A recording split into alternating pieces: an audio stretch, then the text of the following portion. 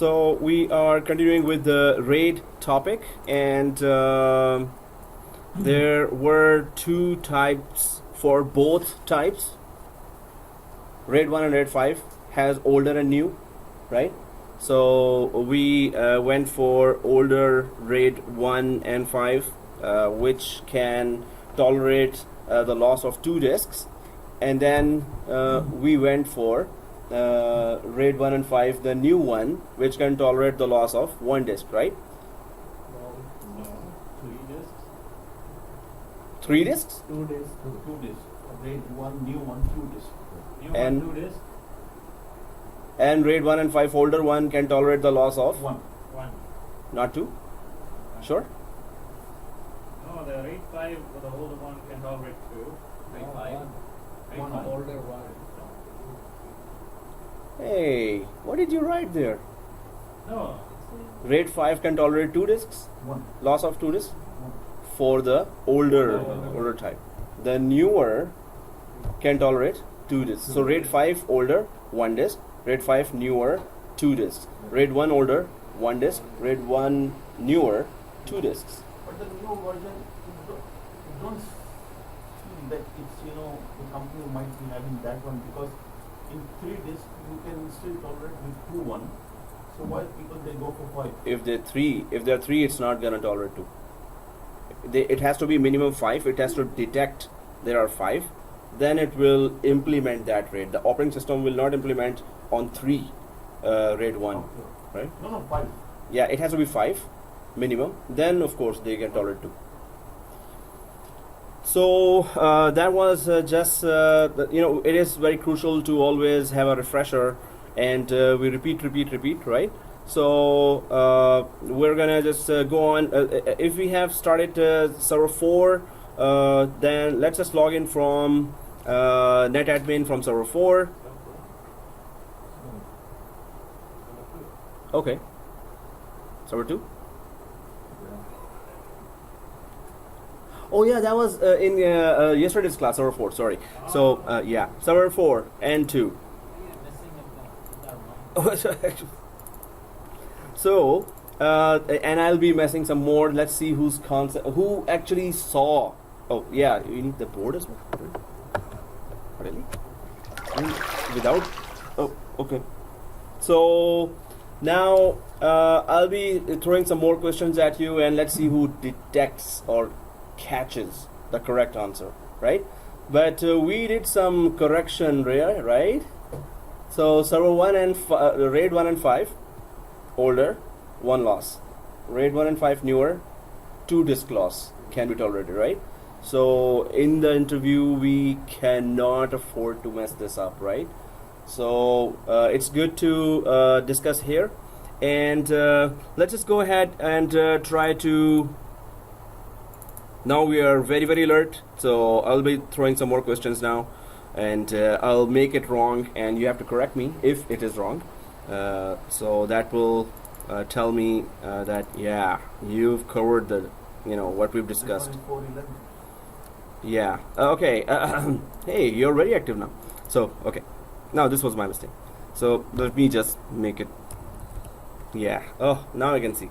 So there is storage spaces. Now there are many other concepts here for storage spaces, but we're gonna just complete that last one. Now, what was the last one? What have we done, and what we were doing? We have done RAID 1 and 5 the old way, and we tested it, and we took out the disks, and then we kept on working until we replaced the disk. RAID 1 older had different way of recovering a disk, lost disk. RAID 5 older had a different way of recovering the lost disk. No, it's a little different. It's not like add mirror or recovery. Of course, we did for both, but there were 2 or 3 steps for RAID 1 recovery disk, and there were just 2 steps for RAID 5 older, right? So now RAID 1 newer, where we had how many minimum disks? RAID 1. Newer, new one. No, we had 5 disks. 5 disks. 5 disks. Oh, they are looking at the notes. Oh, okay. Yeah. Yeah. Somebody's not having notes. No. Rate 1 new. How many? Minimum discs we need. We just discussed that. But still on grade 1 is 2. Rate 1 minimum. How many? 5. 5. Rate 1 minimum 5. We added 5 discs, right? In rate 1, new rate 1. So, guys, it's new and old. It is confusing a little, yes. And we just have to put, we could just repeat that. Because we're about to do the rate 5 new. So, rate 1 old, minimum 2, and maximum 2. Rate 1 new, minimum 5 and maximum 5, right? So this is just down, it's the facts, the straightforward facts, right? So rate 5 new, ding.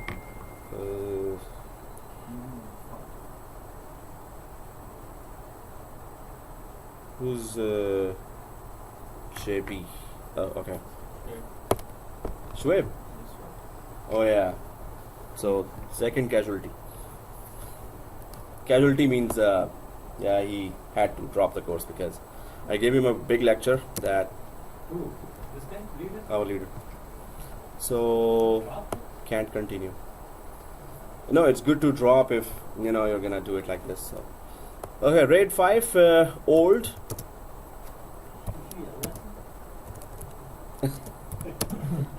Now we can have a real action here. So minimum 3 and maximum. Rate 5 old, minimum 3 and maximum 32. 32. It was new, no? 32. It's both. No, that's the difference between they're looking at the notes and you're. I remember on that day very, very well. We can run the video. You have a bad memory. So the memory is in question now. So that's no one can. Well, very few people have very good memory, but I'm sure you have good memory. The thing is that if you're telling me this, then we have a question mark here. No, it's not challenging. But it's in the video as well, right? But video was delayed a little. Sorry, that's why you could not, revise. But it's just okay. It's very small information. We can't possibly just remember everything, right? So and then new, minimum 7, and maximum 32. So yeah, it's not easy to remember like this, right?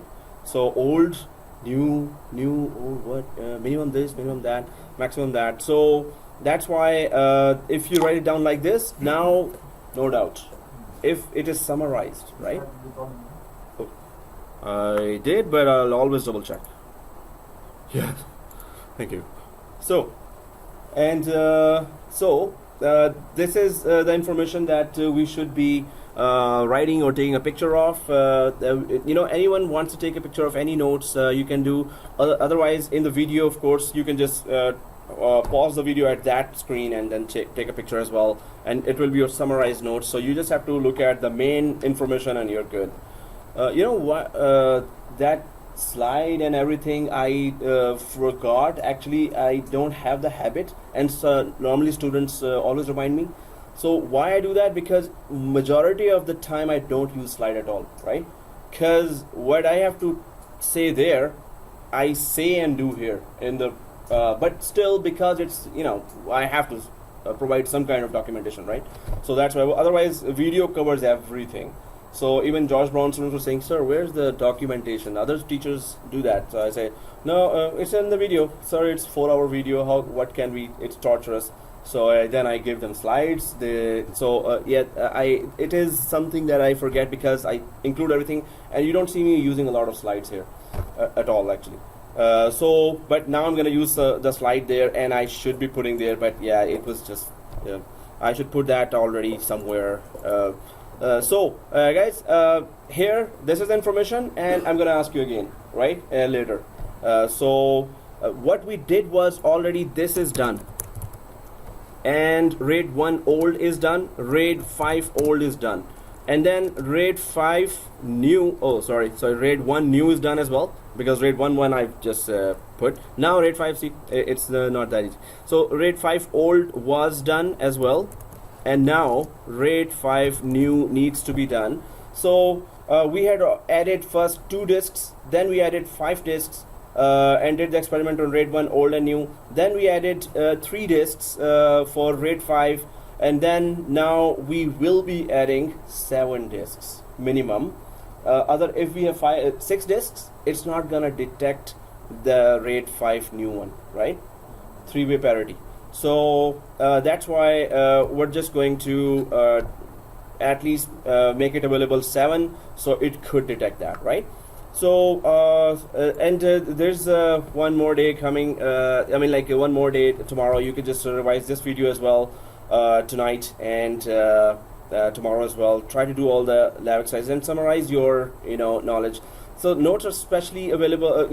Good if you are about to give interview, right?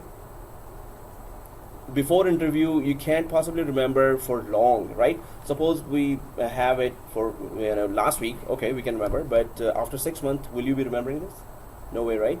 So before interview, you must have notes. So if you're preparing watching all the 4-hour video again before the interview, you won't have time for that, right? Now is the time to create your summarized notes, right, at home. So that's just a suggestion. So let's just go ahead, and what our plan is that we're just having one server that we are working on, but we always need AAA to be up and running, right? AAA is our server 1. So server 1, always authentication, authorization, accounting must be always running. And then the second thing is that server 2, where we were doing all kinds of experimentation, and now we're going for RAID 5 new, which means let's add minimum 7 disks, or let's add just 7 disks, and then we take out or crash 2 disks, and then keep working. So just the same format, then add 2 new disks and keep working. In the end, let's blow it up. Let's take down 3 disks and see what happens. You know what will happen. So if we take out, so 2 disks take out for RAID 5 new, 2 disks take out RAID 5 new, we can still keep on working. If 3 disks are gone from RAID 5 new, all RAID will be gone, all data will be gone, right? So suppose 3 disks are out and end user is working on a file that is opened remotely on the server, and that server lost 3 disks, and that server had RAID 5 new. So again, one server, RAID 5 new is implemented, and end users, 500 end users are actually connected remotely to that server. And all of a sudden, 3 disks together are gone. What will happen to the end users that are still working? The document is they double clicked, they first access a shared folder here, shared folder on this server too, and then they double click right there. Instead of copying it in their computer, they just double click directly on the server. Now they're using server memory, right? So what happens if 3 disks are crashed and the RAID is gone? What happens to the end user, 500 end users, which were connected and working on that? What will happen to those? Suppose I am one of the 500 end users and I'm working on Microsoft Word document. What will happen to me now? 3 disks are gone. Could hang up, and still they can see the screen, but they cannot. Maybe they can save it in their local disk, but not on the server. Okay, that's your idea. Anyone, accepts that or deny that? It will give you the same option to somewhere else. Yeah. Exactly. Perfect. So it will give us the option to save. At least document will not vanish in front of us, right? If in case now if the whole server crashes, even then the document is available to be saved somewhere, right? So the main thing is, yes, the current document you will be able to save somewhere, but that where it was of course, I hope we were taking back. backups. Confused, why it's asking like this? It never asked me before. No, user will. If it is a crash, it's in nobody's hand. It happens, right? Sometimes users they cancel. I don't know to say it. Why I say this one? Yeah. Oh, then it's definitely that's why we should have a backup, because accidents may happen. So most of the time, network administrators they are sending the message. Please save your work on the. Yes, exactly. Control S is one habit I learned it the hard way. I make small change on the Word document. Control S, save. I've lost so many long documents. After that, realize okay, Control S, or autosave is some cloud documents. Yeah, autosaves. There is autosave in cloud document. Every modification you do, it autosaves in the cloud Office 365. Cloud means or online Office 365, right? So you open that in your computer. It's online. It's not installed in your disk, and it autosaves right away. Even That's Google cool. Docs has that option. Google Docs also has autosave right away. I thought it's taking 10 minutes. Every 10 minutes. Yeah, right. As soon as I do any change, at once it detects there was a change, autosaves. That's very cool. Okay, guys. So what we understand from here, this was a refresher, and let's just try to add 7 disks, and these are all 90 GB disks. I think we did not use 90 GB disks before, or 90 were there before. For any disk, I think 80 GB disks were there, 70 GB disks were there, 60 GB disks were there, right? Yeah. For different rates, because we want to differentiate between which rate we want to use which size of disk, and the size will help us differentiate. So let's add 7 disks that are of 90 GB size. 7 disks, right? So let's just go ahead and server 2, and we go for right-click server 2, and we go for settings.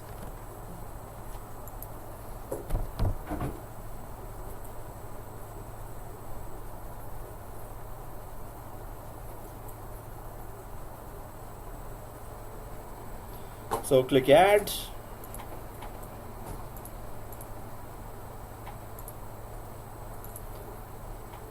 Hard disk, next. SCSI, next. Create a new virtual disk, next. Clone to this one. Yeah.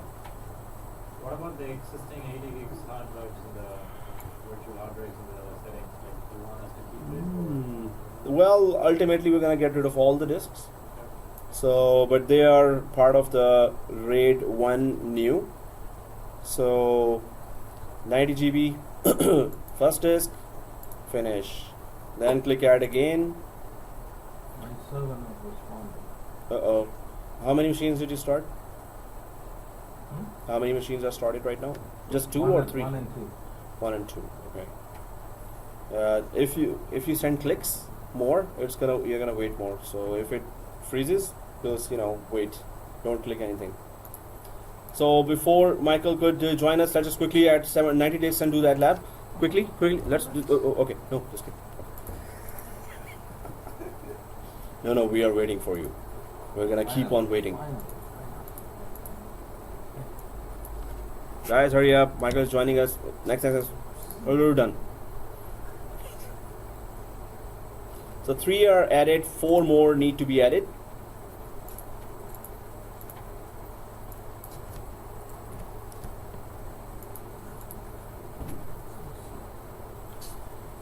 Three more.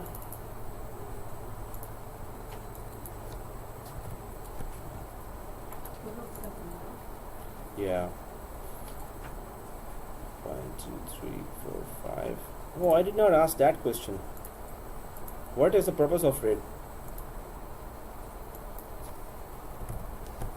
If it's in the interview, what would you say? What is RAID? So, what would be the one full, complete, correct line that you would say that just explains overall everything about RAID in one line? Just to keep data safe in case of In case of hardware failure. a hard disk failure, hardware of the disk or the hard disk failure, because hardware failure would be maybe the whole server goes down, then we cannot save anything anyway. So that's, anyone else have a line of their own?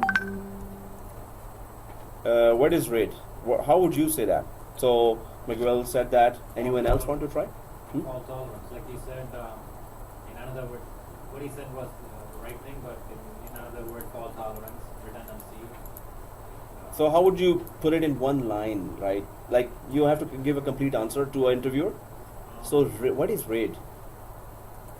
You can try. I mean, it's not a test. It's we're testing, right? I mean, like we're testing our delivery of very clear definition. What we think, how our concepts are about RAID. Yeah. So one line, clear. That just RAID tells is RAID. created for fault tolerance. Online. Online. One line. One line. Okay. RAID is create for fault tolerance of all the memory slots and processing units, right? Not memory. Fault tolerance of what?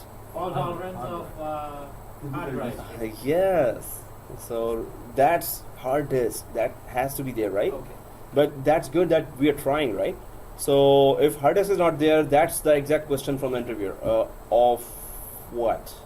So if you make him ask more to complete your definition, that's kind of not a good idea, right? Give a one-liner that puts him quiet, no more question, and he's like, oh, and he thinks, and wow, he covered everything actually.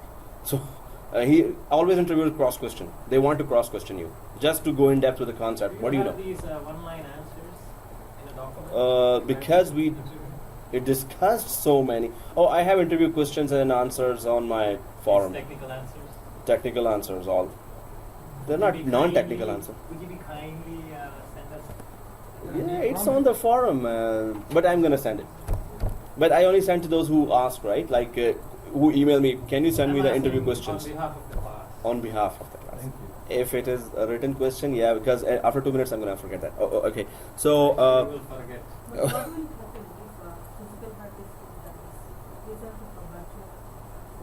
yeah, if the physical hard disk damage, what we're doing with the virtual hard disk, that's the same thing that could happen to the physical hard disk. That physical hard disk will stop responding, or chipset failure. Maybe it's heat is too much there in the data center, so the hard disk may not respond, or the machine or the battery inside is dead.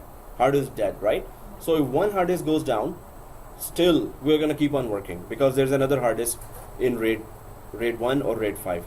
But if there's only one hard disk and it goes down, of course the whole thing is crashed. So you will see blue screen, or you will see nothing in there. Operating system will crash as well. If there is one hard disk, if there are two hard disks, then it is RAID. One hard disk goes down, the other one still you can keep running. Suppose you did not put RAID, there were two hard disks, but you did not implement RAID on that. Then any one hard disk goes down. Suppose that hard disk just had applications. That application will not work. If that hard disk has the operating system, then the whole operating system goes down. We cannot do anything then. Because we did not implement RAID, we had two, maybe we have 10 hard disks, but we did not implement RAID 5 there. So one hard disk goes down, the whole volume on top of it goes down. Even one hard disk goes down. So, but with RAID 5, we have one disk loss. One disk is gone, we're still working, right? So with the RAID 5 new one, which we are about to implement, we can lose two disks, and we can keep on working. So, and it is implemented on mostly client machines, not on the servers, right? Okay. Oh, okay. Sorry. That was fast. Okay, press OK here, guys, and now the same drill we did with the previous 3 RAIDs. Okay. Oh, it's updating. You know, Oh yeah, we give it Simon disks. On the day we were trying to. Okay. Yeah. We removed when we were doing the RAID 1. Yep. RAID 1 on Server Manager, storage pool. Yes. We created 5 80 gigs hard drive, right? And we removed how many? 2 of them from the settings. Yeah, it's still there. One of them is still there. I have two still. We have removed, right? So yeah, it will, we tried previously as well. It just stays there. It is a message. Behind this, there is no disk, right? Physical disk. So in order to remove, I was looking for a script that we can actually make it refresh, it's still there. So it for some it went away, for some it stayed. So it was totally different output. So it may be a bug because we are still not updated with the latest patches of Microsoft, right? So maybe that bug has been removed in the latest patches, which we did not upload. So, So yeah. what will happen, when you will be, starting the new class, they will be having separate server too? Yeah, they will have their own servers. But every new class we did that. Some, very few, it was gone right away. And for some, it stayed and stayed and stayed, and we were like, okay. In production already, even if it stayed, it's just a message showing there used to be a disk here, right? So yes, it should be gone, but it's not going. There are some bugs inside, or we did not patch the operating system properly. Fail to get exclusive lock on the configuration file. Oh.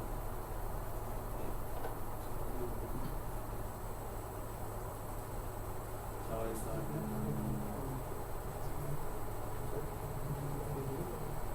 Either goes to wait. No. It was already there, the file and storage services.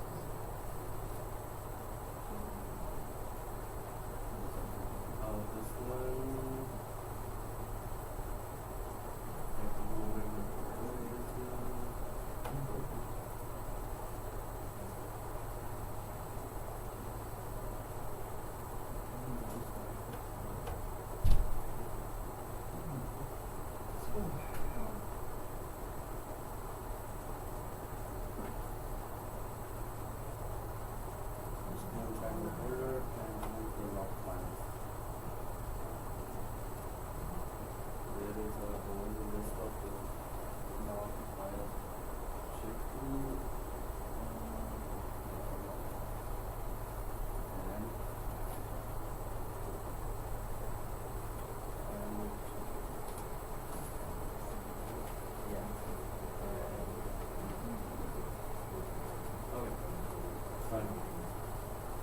okay, guys. What's the patterns of all the hard disk which we created? Mm-hmm. What's the purpose for that one? Icons? No, we can remove them. Again? Sorry? Bottom. Icons for Hard disk. Those are hard disk. Yeah, But the hard disks are not there? No, yeah. So which page are you at? File and storage services? Like this? Shall I go to file and storage services? Yeah. And then disks? Bottom, yeah. No. Yeah, disk. Then disks? the bottom of the VMware is, the. Oh yeah, this one, these. Yeah. These are just showing how many disks we added. This is just a VMware workstation thing. That's it. Yeah. How many disks we have added? Yeah. So that's good. That we can, and how many network cards we have added, how many printers we have added. It will all show here. That's very good thing. So, okay guys, one more thing. Storage pool is creating volume. And so storage pool, we create volumes. We do software side of things. And storage spaces, we group together physical disks. False. Why? Okay, what's the correct one? I already saw this. Ah. And I know the answer. So again, storage pools group together physical disks, and storage spaces do the software side of the thing. True. I don't want to see his face. Oh yeah, he's looking. Now you change the question. Yeah, I changed it, but you should get it right I away. wanna And double check. Miguel got it right away. So is it true or false? Which one? Right or wrong? The So second one is true. second one question is true. So physical drives are grouped together in storage pools. Yes. Yes? Yeah. Okay. And storage spaces are the software side. You create a volume on top of the physical drive. You define a RAID on top of this. Is all software configuration. So that comes in storage spaces. Yes. Yes? No? True. True? Yes. Yes. Okay. True. Yes. Okay, good. So yeah. Okay, I'll trap you next time. But that's good. You're surviving with your notes, huh? Okay, that's good. Now the No. first question, I didn't see the notes. I know. Oh, okay. Actually, you may have seen my expression more. Expression. That, Something and like busy going on now, here. I'm not gonna give away. Be careful. I'm gonna be I like know this the answer though. robot. Okay. Second question, I was like, He changed. What he changed? What he changed? what is it? I was thinking. So I got you there. Yes, sir. Force number 2. So number 2, VMware process might be ready using the configuration. Fail to get the specific block. Maybe there is a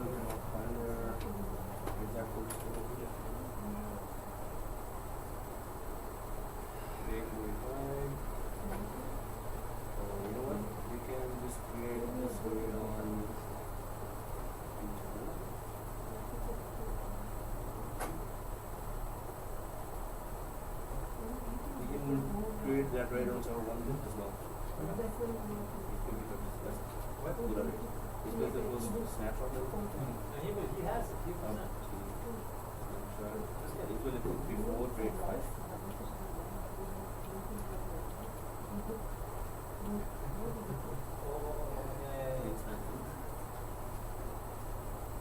Yeah, no. 7 disks. Okay, guys. So let's go ahead and once we have created that or added the disks, we go to File and Storage Services, and then we go to disks, and then we do what? Then do we create storage pool, or do we first format them and then create RAID? Just first we have to make them online. And we format them as well, right? No. No, you get my expression here. So we never format them if we want to put them on RAID, It's right? already formatted, right? Uh, The disks are they are not formatted as well. The space, no? You were taking the space, but we don't format them. Formatting means But that you I'm can saying put a that file it's system. already formatted, Yeah, per se, okay, let's agree to that. But technically, it's if you say that, interview will catch you there. That technically this is wrong way to say, but it's not The thing formatted. is that why I'm saying it was a rubbish answer from my side, because I told you that we will format. Yeah. Because it's already formatted, so no need of telling so we will format. No, No? it's already not formatted. No. So when we format, then it formats. If we don't format, it's an unformatted disk. Suppose unformatted disks are, you cannot write anything. Yeah. Right? But since under my impression that it's formatted, you can write this one immediately, because it's all, we are taking space from the. In that sense, yeah, you're right. In that sense. Yeah, okay. Yeah, so I just have to explain in interview as well that you're saying in that sense. But technically, yeah, there can be other words as well, right? Okay. So, okay guys, so offline here, we have how many offlines? 7, right? So, okay, let's put them online. So I have 1, 2, 3, 4, 5, 6, 7, yeah. So, and they are all 90 GB anyway. From the size, you can just see which disks we need to configure. So right click and bring online, yes. Right click and bring online, yes. Right click, bring online, yes. And right click, bring online. Wake me up when it's done. Right click, bring online, yes. But last time when we were using the 80 gigs, Yeah, we did not do some of online. them- some Yeah. of them was online also. No, it's okay. That's why I'm doing different now. But that's a good observation. Yes, last time we did not do that, or last time we did not put them even online, and we can still use that. So putting online we can do, or when we're creating RAID, it will put it online itself as well. Or maybe since we didn't put it online, that's why we are not able to delete those disks. Oh, it has nothing to do with that. That's not. Try it, but it's not gonna Okay, work. since we are putting everything online now, let's see. Yeah, I mean, sure. whether we were- Even then, try to delete. It will be stubborn. In fact, one of my disk was deleted as soon as we replaced the new disk. At once, I went there and right click and delete one. So one got deleted. Second one, when I did the same thing, it did not delete, and still it's there. So we have no way of saying when it will accept the process of deleting. Whatever is going on in the background might stop it if it's conflicting with some other process. So yeah, we have put it online. Let's try that to delete after deleting those 2 disks. Whatever the message comes, let's try to do that.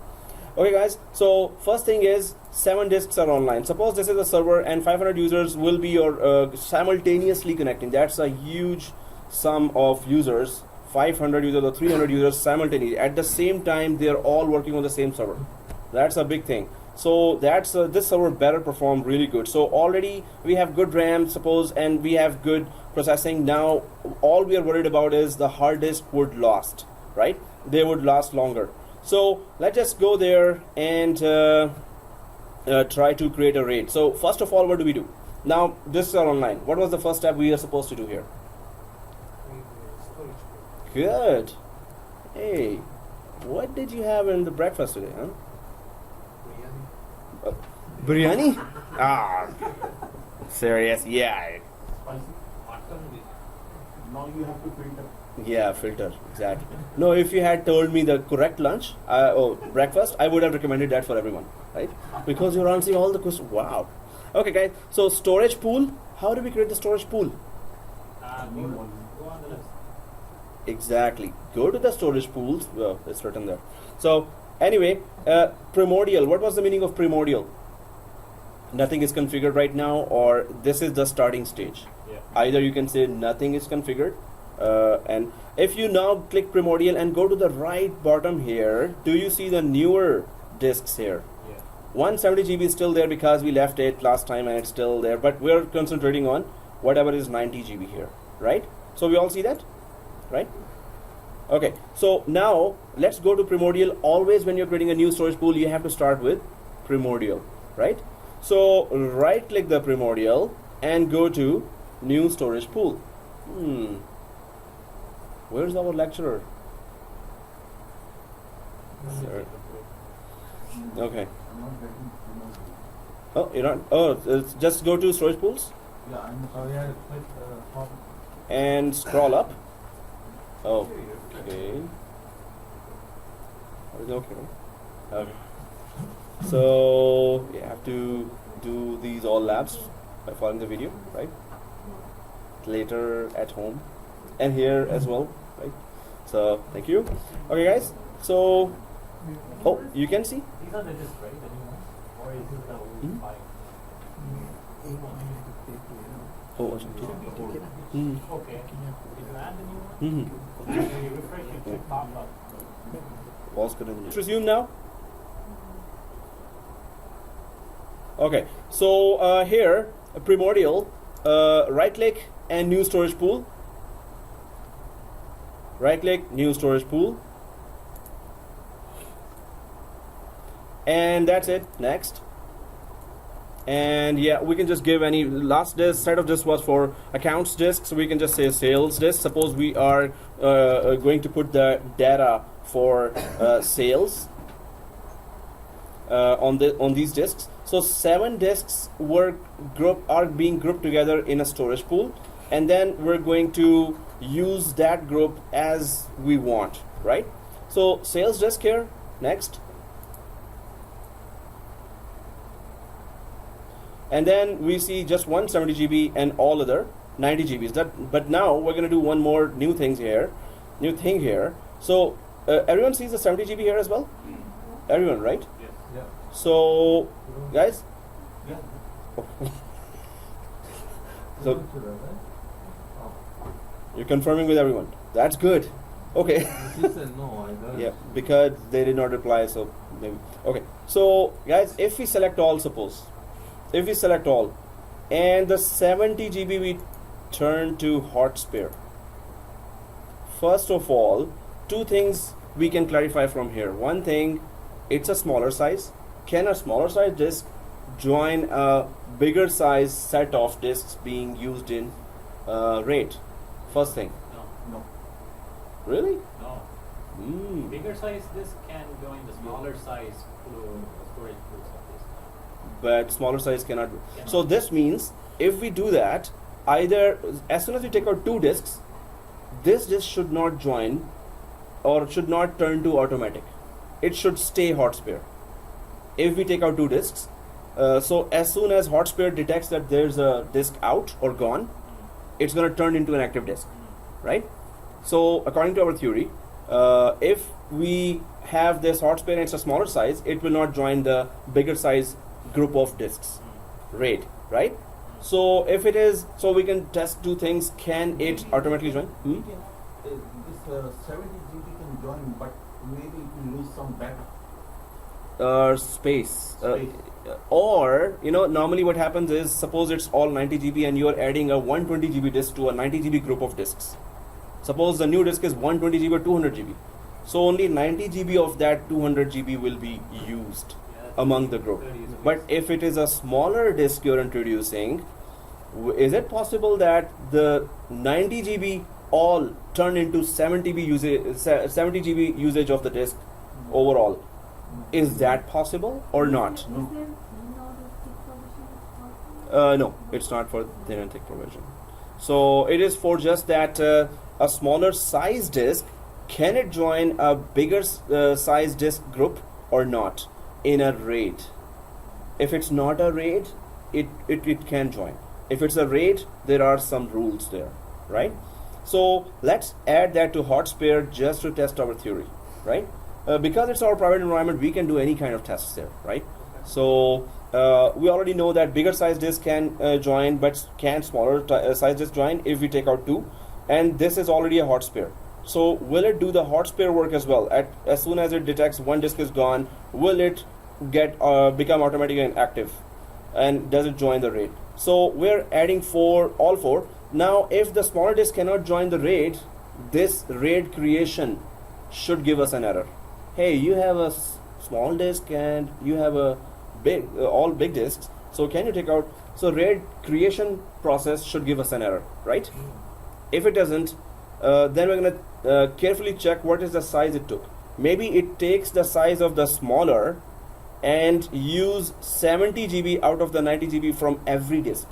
When the RAID is being created, maybe it turns every other size to be 70 instead. But it is a hot spare as well. So there are too many things, few things to remember here, that if it is smaller disk, it cannot join the bigger group of disks. Will the RAID go on? Will the RAID even get created? Or will the RAID says, no, take out the 70 GB, then I will go ahead, otherwise I'm not going ahead, right? Because it's a smaller, it has to be same size, right? So let's try two things. So one thing, will the hot spare become automatic? This means the standby disk will become active. Second thing, can the small size join the larger size disk in a RAID or not? These are the two things we are trying to know, right? So The thing is, will the smaller size 70 gig will make the other as 70 as well. 70 gig. Use the 70. That's the third thing, exactly. So does it join or not, or the RAID converts all 90 to 70, or just RAID not converts but uses the 70 GB from all others because there's a smaller disk here. RAID could do that as well. But let's just test the three things now, right? So as we carefully go, which one thing has been proven, which second thing is proven, which third thing is proven, we're gonna have to be careful about that, right? We can just point that out right away. So let's add that and click next. And this is just storage pool, so it has nothing to do with RAID right now, right? So click create. But capacity 7. Guys, did anyone click close? No. Don't click close. Scared me, man. Is it, huh? Okay, so let's just click that create a virtual disk.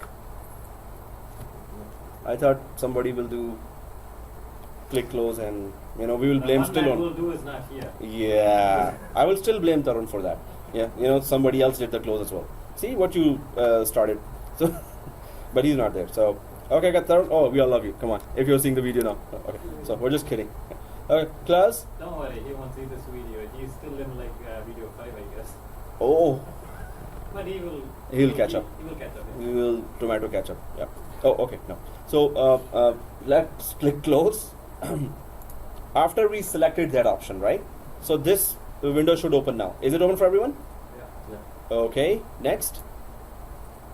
Now we have sales disk, and it is 694 GB, free space 692 GB, some space it just uses for management as well. So sales disk should be selected here, and click next. Everyone there?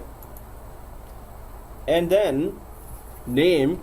So we can just we already named it, but we can just give it sales virtual disk. Suppose the sales data will be there, or suppose they're all SSD, we could have named it anything, right? What is the storage pool one? The 476 gig. Was it the last?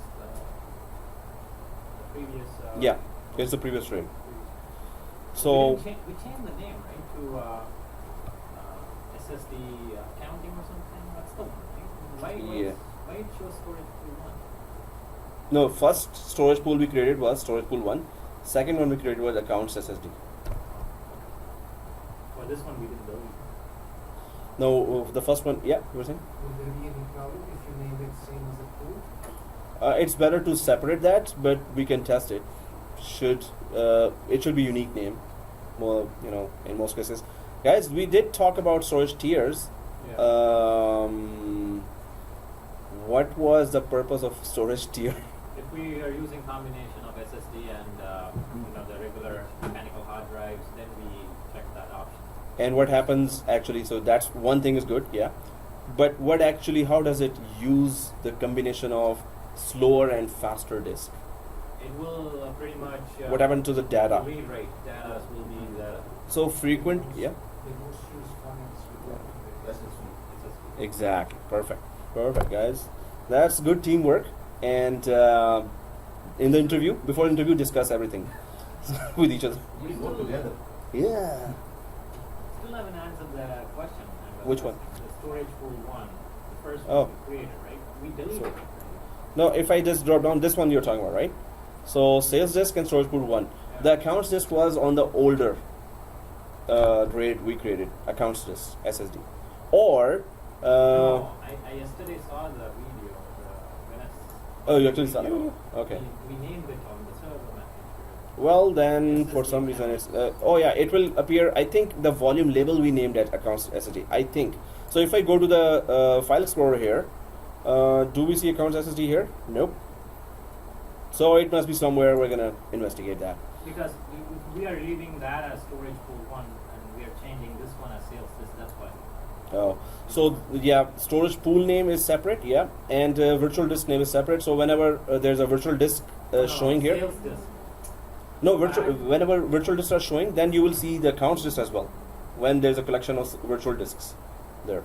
But look at the top. I'm Yeah. talking about the sales disk. Yeah, That's this- storage pool, right? This is the name of the storage pool we gave. Now this is the name. See this? Sales virtual disk and sales disk. That is the name of the storage pool. This is the name of the virtual disk itself.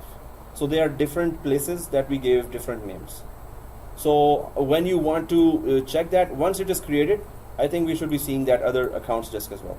Once we create. In fact, this was showing right in the previous. Oh, if I go previous, oh there you go. No, it was in the previous wizard that was showing accounts. We're gonna investigate. Sure. So here sales disk, which is the storage pool name. We could have. It was better if we put that storage pool 2, so the confusion wouldn't be there, right? So we could have just put here sales disk, just like we put here previous pool accounts disk. So sales virtual disk here, and the storage tiers is there as well. But the definition of storage tiers is in the bottom. That's the definition here. Anyway, next. Now again, so simple is which RAID you want to implement. Simple is like RAID 1. We're going to implement parity now. Yeah, but simple is the RAID 1, right? Right. And what do you mean now? You just said right. RAID 1 is mirror. I got you already. RAID 1 is mirror. Simple is not redundant, guys.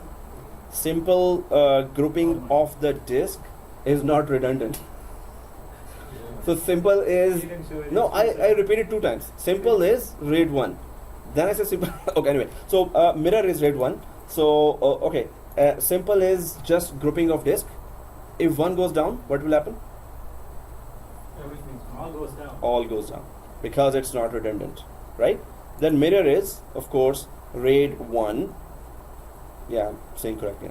So RAID 5 and parity is RAID 5, right? So parity also, so mirror when you go, it supports older RAID and newer RAID.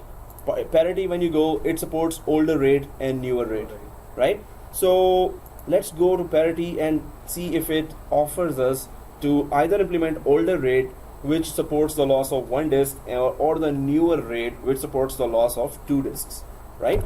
So click parity here and click next. Yes. Yeah. This is only when we are, the walls in one disk only. If you have physical hard drives, you don't need this thing, right? Sorry again. Physical hard drives. This is done on physical hard drives directly. So what we're doing in virtual environment, exactly this you do on actual physical disks, but with the hardware RAID. We're using a software RAID right now. So software RAID you won't see small companies may use that because they cannot afford the big expensive servers. But they can just put the used servers, right? And they also support the RAID here, hardware RAID. What he was asking was the hardware RAID. We don't do anything like the server manager. We don't go in there and then. Actually, it shows its own options. That what kind of RAID you want to implement. Newer servers now offer 2-disk loss RAID as well. Older servers like 6-7 years ago or 10 years ago, those servers only had the RAID 1, RAID 5 that can bear the loss of 1 disk each. Now the newer servers are offering 2-disk loss RAID in hardware RAID as well. When you get a new server, brand new server, the first thing you do is first you assemble the server and then you put the DVD or which setup DVD that comes with it, and then when it starts and boots from it, first few options are, do you want to configure a RAID? At that time you decide that I want to configure the RAID. Then it shows you the whole list. Physical hard drive, exactly. And it shows you the full list of all the drives. Then you start selecting, select. Okay, that's RAID 1. Select, RAID 5. So this is all up to you. Maybe you just create RAID 5 altogether, just one.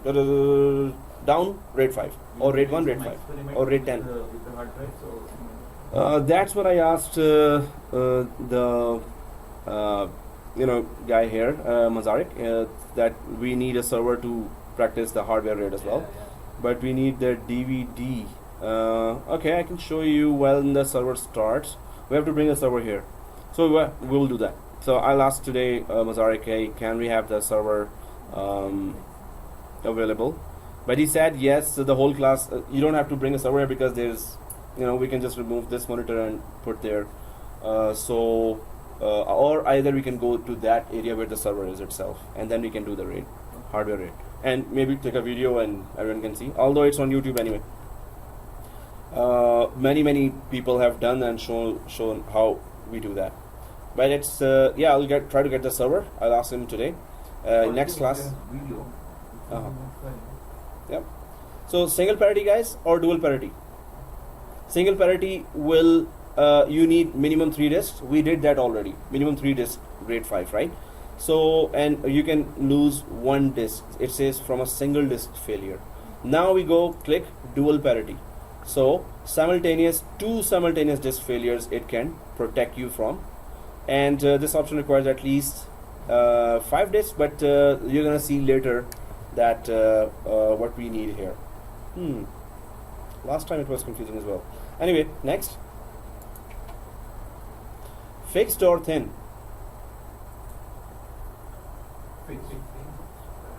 Let's go to thin and click that. That's why I said No. Oh, okay. Can you go back for a second? Yeah. So it says this option requires at least 5 disks. So for Yeah. two I thought you will but catch you it. mentioned minimum 7 disks for RAID 5 new. Exactly. And it says here 5 disks. Yeah. So we're gonna keep going because this was confusing last time as well. In the end, so what happened last course? We saw that it needs 5 disks. So we did remove 2 disks. We did add 7 disks. We removed 2 disks to have 5 disks. The RAID 5 didn't work. Then we again went here. Yeah, it really says 5, and if we put 5, it's not gonna work. So we put 7. Later, now you're gonna see that another point, it's gonna say yes. If there's 7 disks, then it will work. So you're gonna see that. We are already getting confused with these numbers. Maybe we are getting Now Microsoft is also joined hands with me. Let's confuse them some more. So yeah, this is written there, but let's keep going and keep that point in mind as well, right? So next, and we have no choice here. Dual parity requires fixed provisioning. So it says here already in the bottom. So next. Now what is the maximum size? It says there specify size or we can just go for maximum size directly, right? Instead of specified size, which is the one it says already on top here. So maximum size here, right? And next, and that's it. Click create.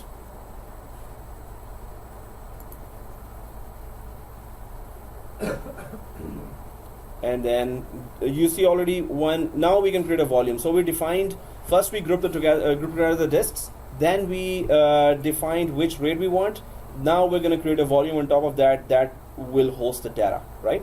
So we're going to put the data. If you don't create the volume, it's not going to put the data. So let's create a volume. The volume is the actual physical drive it shows on the Windows Explorer. Exactly. So, and it's usable by the data. So click close. I mean, Yeah, there is a third Now we wizard. are creating the volume. Now we're creating the volume. So there are three stages, right? One is the grouping of the physical disk. Second is defining the RAID, which RAID you want.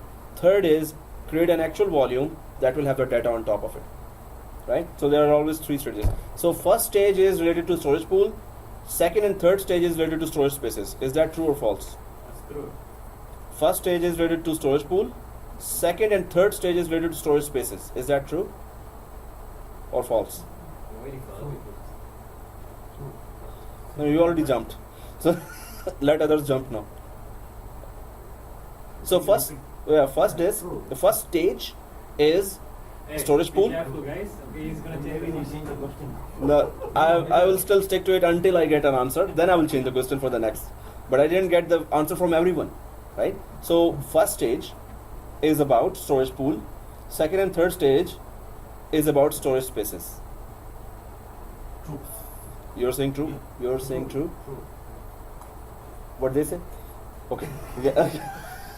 Because you're like okay, not sure, but first stage is storage pool. What does storage pool do? We create a storage pool. What have we done? Suppose I say we have just done a storage pool. What have we exactly done that I will say that? When we group the physical disk together, we are pretending these are physical disks. That's the only area where storage pool works. Grouping the disks together. That's it. Second stage is defining which RAID you want. That storage spaces area. Third stage is defining the volume on top of that. That's also storage spaces. That's the configuration part. That's a software part of that, right? So storage pool, first stage. Second, third stage is storage spaces. Okay, guys. So next. But grouping a physical disk on the storage pool is hardware configuration. But It we is are hardware. not doing hardware configuration. Because we That's have- what we are doing in the software. We're pretending that this is the hardware because it's a nested virtualization, right? So in virtualization, you have to add virtual disks only. You can only add virtual disks, and this process also considering it as physical disks. So storage pool, that's why it is able to accept that. So virtual machine will have virtual hardware, but it will act as physical for the this process. Next. Confusing, but okay. Yeah. So no, if you say that it should only work on physical disk, but it will work on virtual disk as well. Although it says software, but it's not the storage spaces portion. Storage pool portion is just collect disks. So it will collect disks, whether it is virtual or physical. Collection of disk is that storage pool process. Okay, guys. So here sales virtual disk. Next. Yes, that's a full size 352 GB. Next, G drive is taken by default. Next, and this is RAID 5 new.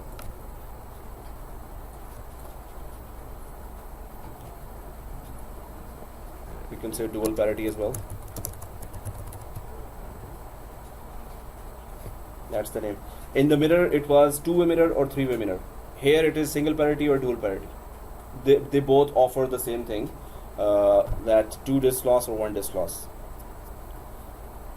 So the whole process, we have to go through it once at least to know that, but I would recommend that go through this process again at home at least 2 times, and all the other labs. So RAID 5 new dual parity. Have we all put that? Okay, question. The old RAID 5, right?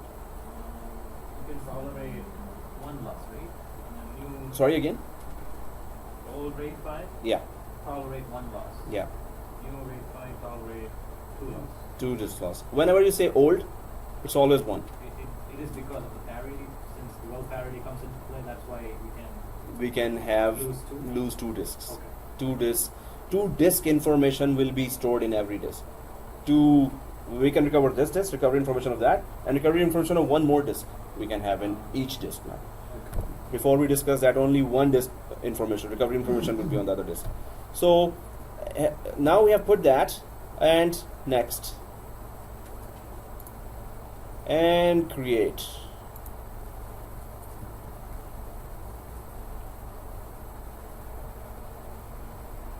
Failed to format volume, one or more parameter value passed to the method were invalid. I hope we don't get this. Oh, really? Is that because of the 70? I was gonna say that, but it did not particularly.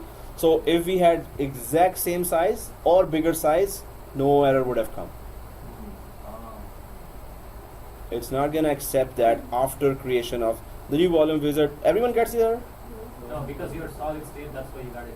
We have Maybe you are still running. HDD, that's what. You also got it? Oh, it's all, it Still went going. through. Completed. Success. That's not fair, Success. because it was not really Solid What? state doesn't work on the... failed to for. No, it works. It's okay. HDD are okay. Hey, that's not fair. Okay. Failed to format volume. Hey, did we all do the spare, hot spare Yeah. for the? Okay, yeah. You So didn't do? no, I did that. Failed to format volume or one or more parameter values passed to the method were invalid. Hey, what? Oh, I cannot even go previous now. Oh yeah. Close and sales disk, and it has 90 GB, 89, and I'm just gonna create that new virtual disk again quickly. Next, and yeah, good, right? What? Next, and then it was sales virtual disk, and then next, and we went for parity. Next, we went for dual parity. Next, and fixed. Next, and maximum. We all did maximum, right? Yeah. Size should be a positive number, not a negative number. Seriously? Look at your free space. Yeah. It says 0 now. Before it had a number, right? Like some 600. 300 and something. What? Okay. Hey, Seems why is like it? you have to start, delete and start all over. No, please. Free space is 74 GB now, which is the hot spare size. No one else got that? No. You kidding me? We all did the same exact same thing, right? Pretty sure it's the solid. It's a matter of SSD. No. I will buy No, they don't mean it. Don't try laptops. I Yeah, will they don't go mean it. hybrid, but not a I have hybrid and SSD both. So yeah, two discs here, right? Maybe the solid state is possible.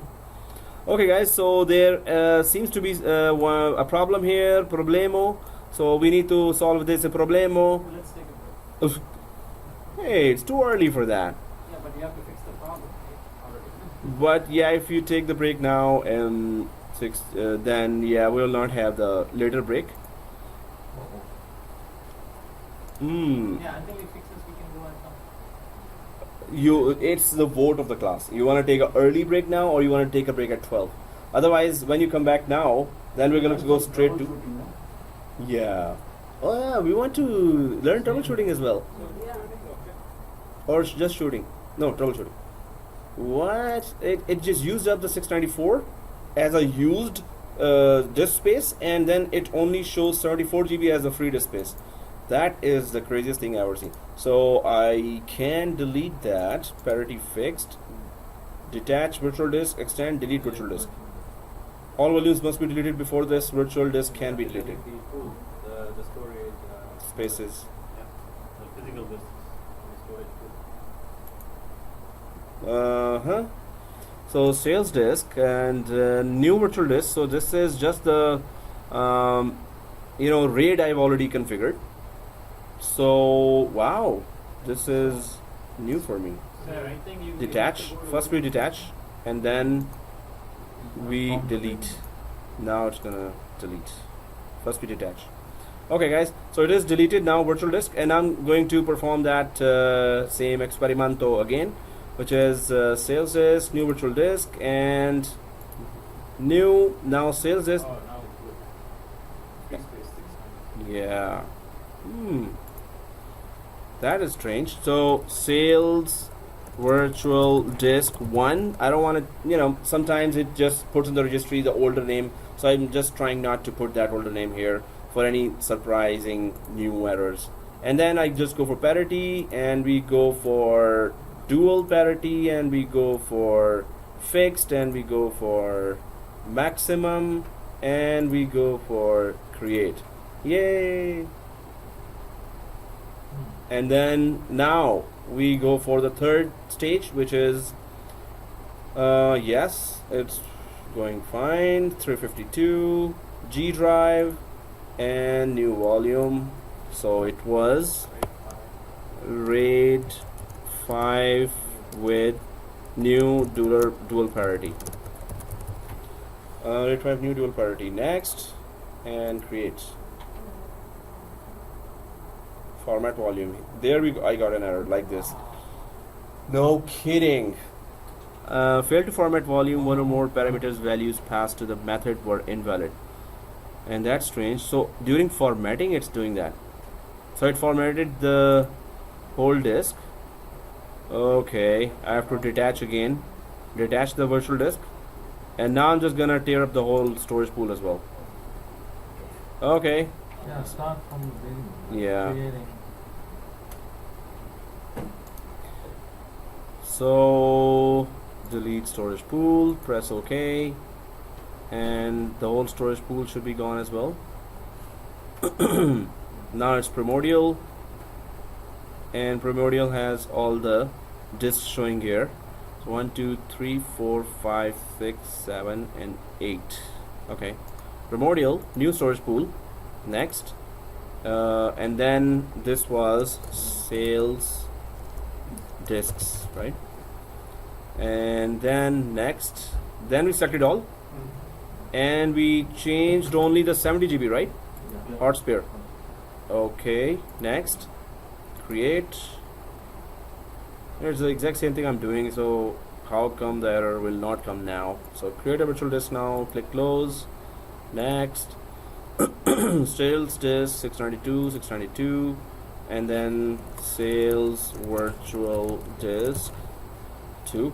I don't know why I'm doing that, but yeah, changing the name it's not a big deal. Next, dual parity. Oh, yeah, fixed. Next, maximum. Next, create. I should have. I don't have time, but I could have googled it easily. Next, new volume. RAID 5. New. Doesn't matter. Next, create. And there you go. There again. Oh, serious. That is really going. Let me just restart the server. I think if we had a break, yeah, I would have tried to solve it, because we're gonna still have a break after that.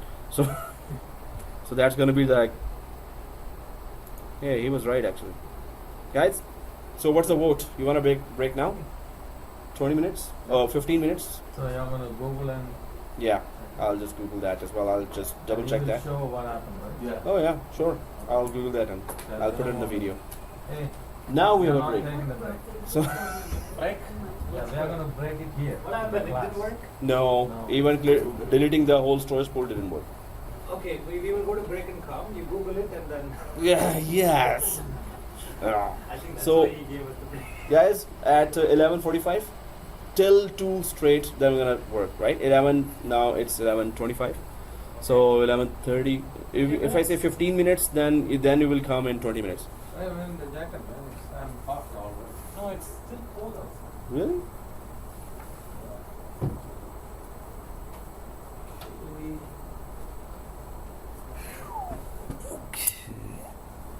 So this happening in real life, would that damage the drives? No, it will not do anything to the drive. It will just, you have to troubleshoot what's going on. Could be anything inside. Yeah.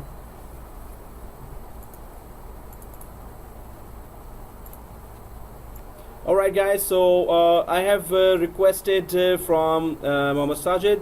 Thank you sir for offering You did offer. Okay, yeah, we did that for as well. I mean, we talked about that for. So for letting, and this will be the only time I'll do that. And because include no thanks to Michael. and oh yeah, we also need to discuss no thanks to Michael. And we were all crying like We were with very tears, disappointed with Michael, right? So he did not offer his machine. Oh wow, he cannot cover. Oh okay. So anyway, let's just click close here. And are we all done with this? So click close. So here now, once the disks are created, so once you select this sales disk here,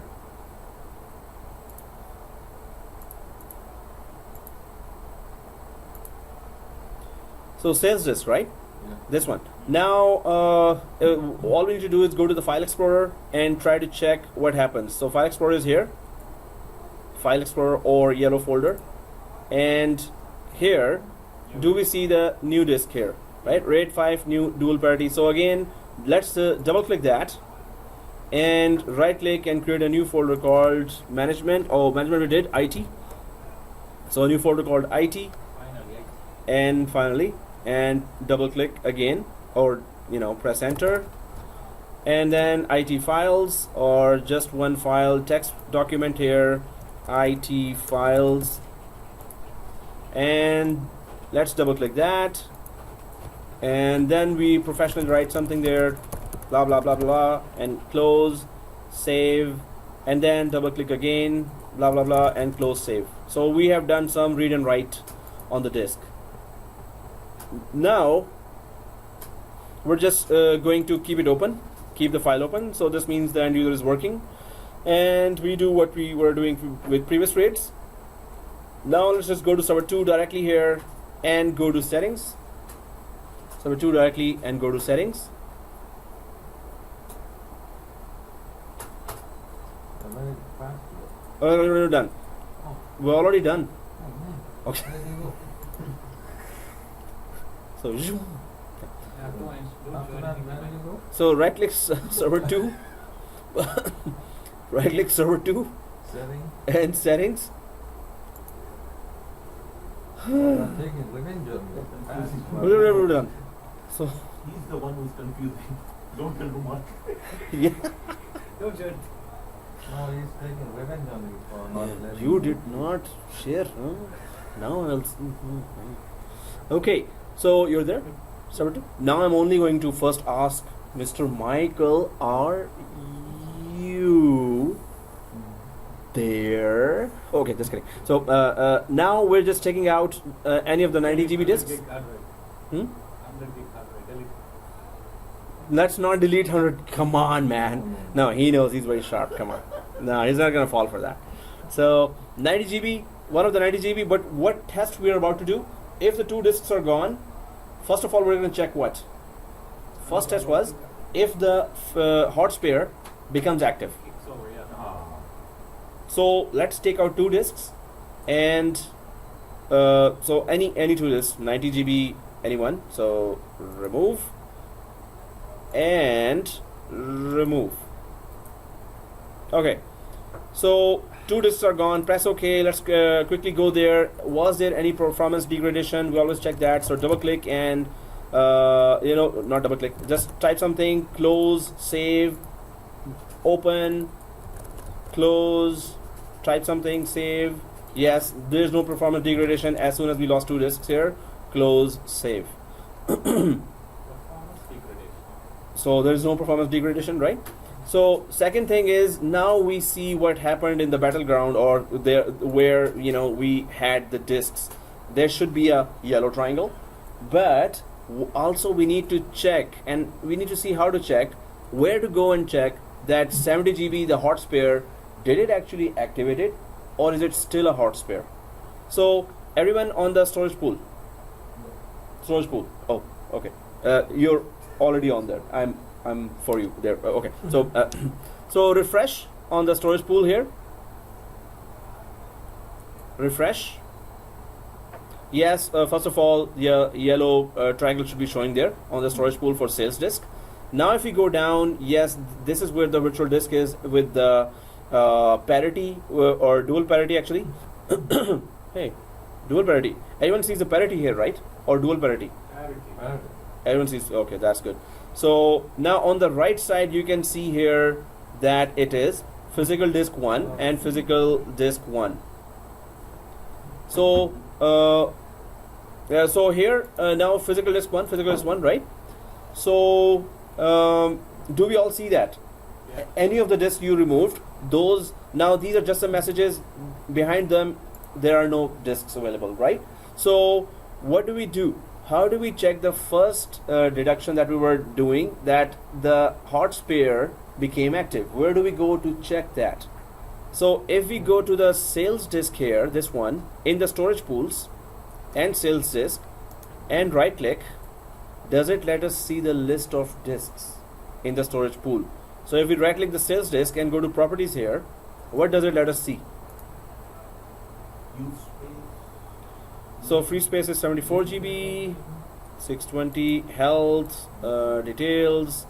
So it does not show here anything, right? So let's click cancel here. Let's click cancel here. And do you see in the same page down here the virtual disks? And if you right click, there is repair virtual disk, detach virtual disk, extend virtual disk, delete virtual disk, and properties. So if we go to the right side, so there is nothing here, guys, there is nothing here. If we go to the right side, that 69 GB is the 70 GB disk here on the right side, right? And all others are 89 GB, 89 GB, 89 GB, right? So does it show anywhere that you know, it is active or not, or is it still hot spare? So if we see click to expand search criteria, or if we, there are no currently saved queries, tasks, if we go there, add physical new storage, slot name, and yeah, there is a Properties. this one. See this? 69 GB. See this? Scroll to the right side. Scroll to the right side of this right bottom. Now you can see it is still hot spare. It is still not active. So this was the page, right? This is physical disk. But Go- hot spare is normally needs to take it automatically, right? Like when In a RAID, we don't know. In a RAID, it that's what you said last class. no. That's what we'll test. That's what we'll test, right? No, this is a RAID. Come on. So RAID, first of all, did it accept it as a RAID or not? Second thing, if it's a small size, it's not going to. Oh, It's not supposed to work. so As if a it's theory. the same size, it would have accepted. Yeah. So, and we need to put it to test as well. And I would just recommend that do a hot spare test at home as a assignment. Ah, where you found this one? So yeah, Ah, okay. physical disks. Just go to the right side, right? Go to the right side. Still hot spare. Yeah, it is still hot spare. So the assignment, It's automatic. yes, get so assignment. It became automatic. Did it become automatic for everyone? No, Maybe you No, just. no, maybe in the beginning he forgot to put hot spare. Yeah, for him it became automatic. Was it You already? You put to hot spare or no? You did change it to hot spare? Yeah. It's not supposed to do. Oh, okay, guys, refresh 2 or 3 times. Yeah. Huh? You delete Yeah. it too? Yeah, I have to. Okay, that's enough. That's it. Now, Refresh. Come here and refresh. Okay, I refresh still it's hot spare for me. Refresh. Couple of million times only. Will you come? No, go to storage. not really. Not gonna change, right? No, Yeah, 5 now or 6 changes times. to automatic. Refresh. Yeah. Refresh. So it took It's not supposed to theoretically, but if you refresh a lot, it's gonna tell you the result. It changed to automatic. my goodness. So it's no longer the assignment. It changed. But- Automatic. So hot spare works within RAID as well. It's not supposed to. But Even yeah, you were saying? no. Go Okay. on. So now if it changed to hot spare, we already have 1 disk. Oh, hold on, I'm getting 2 discs says retired. No, it's okay. Yeah, we all see that, right? This one. Storage pool, you can Yeah. storage pool and throw up here.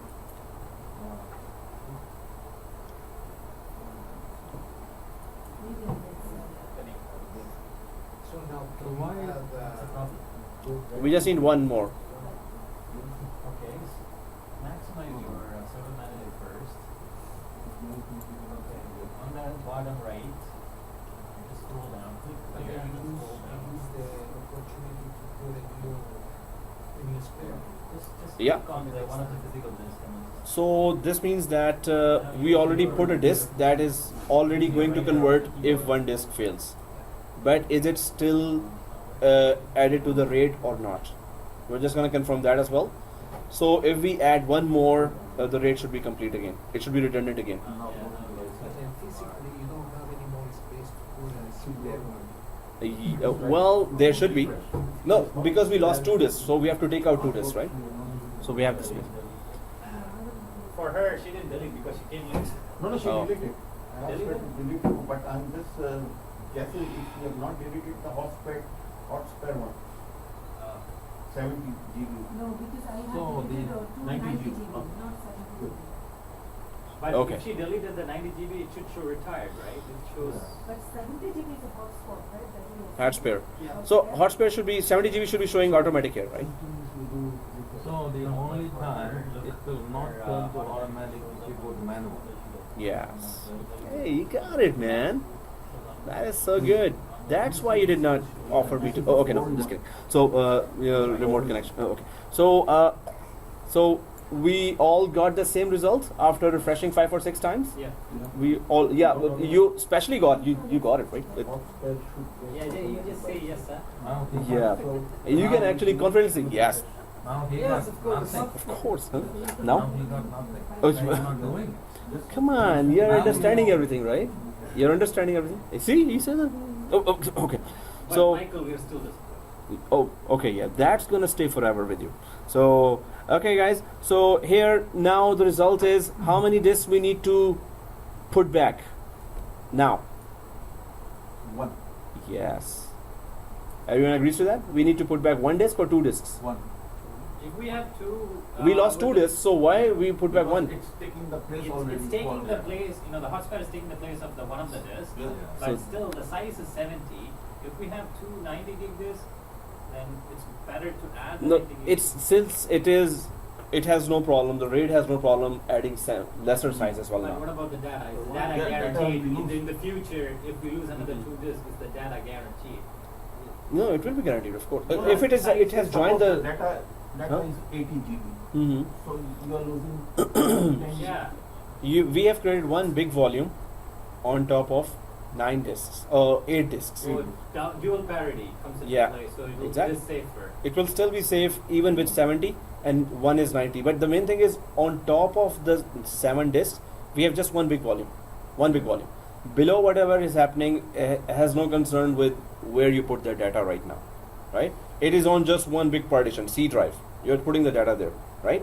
So if it is lesser size, it's the whatever size available in the lesser size disk, it will just use that, right? And other disks, if it is more size. So this is the newer RAID. In older RAID, yes, that was a problem that you must have a bigger disk, not a smaller disk. This is the new RAID. Already it is offering you the new technology, like it can lose 2 disks, right? So also now we see that it has no problem.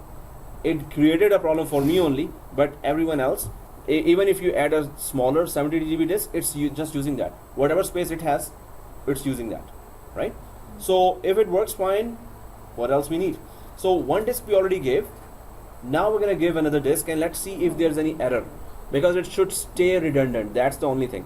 Guys, anyone can tell me where to check that it says that it is still a redundant solution or it is no longer a redundant solution? We can go and check computer management, disk management. No, here still in the storage pools and in the virtual disk. If you go to the storage pool here, storage spaces, so storage pool, and do you see the right side sales disk here or sales disk? When we right click and go to properties, everyone there? Yeah. So do you see any hint that it says that it is redundant? So if I go to health here, operational status degraded, health status warning. Are we all there? So see this.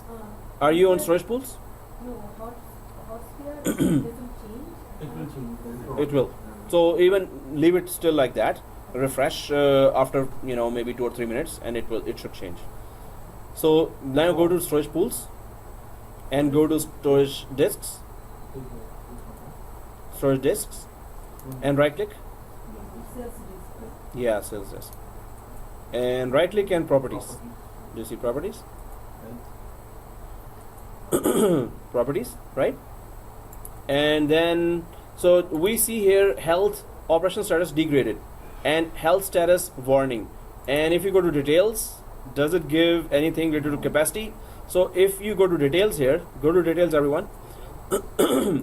Now there are many things it can tell us. If you drop down this one, everyone sees that?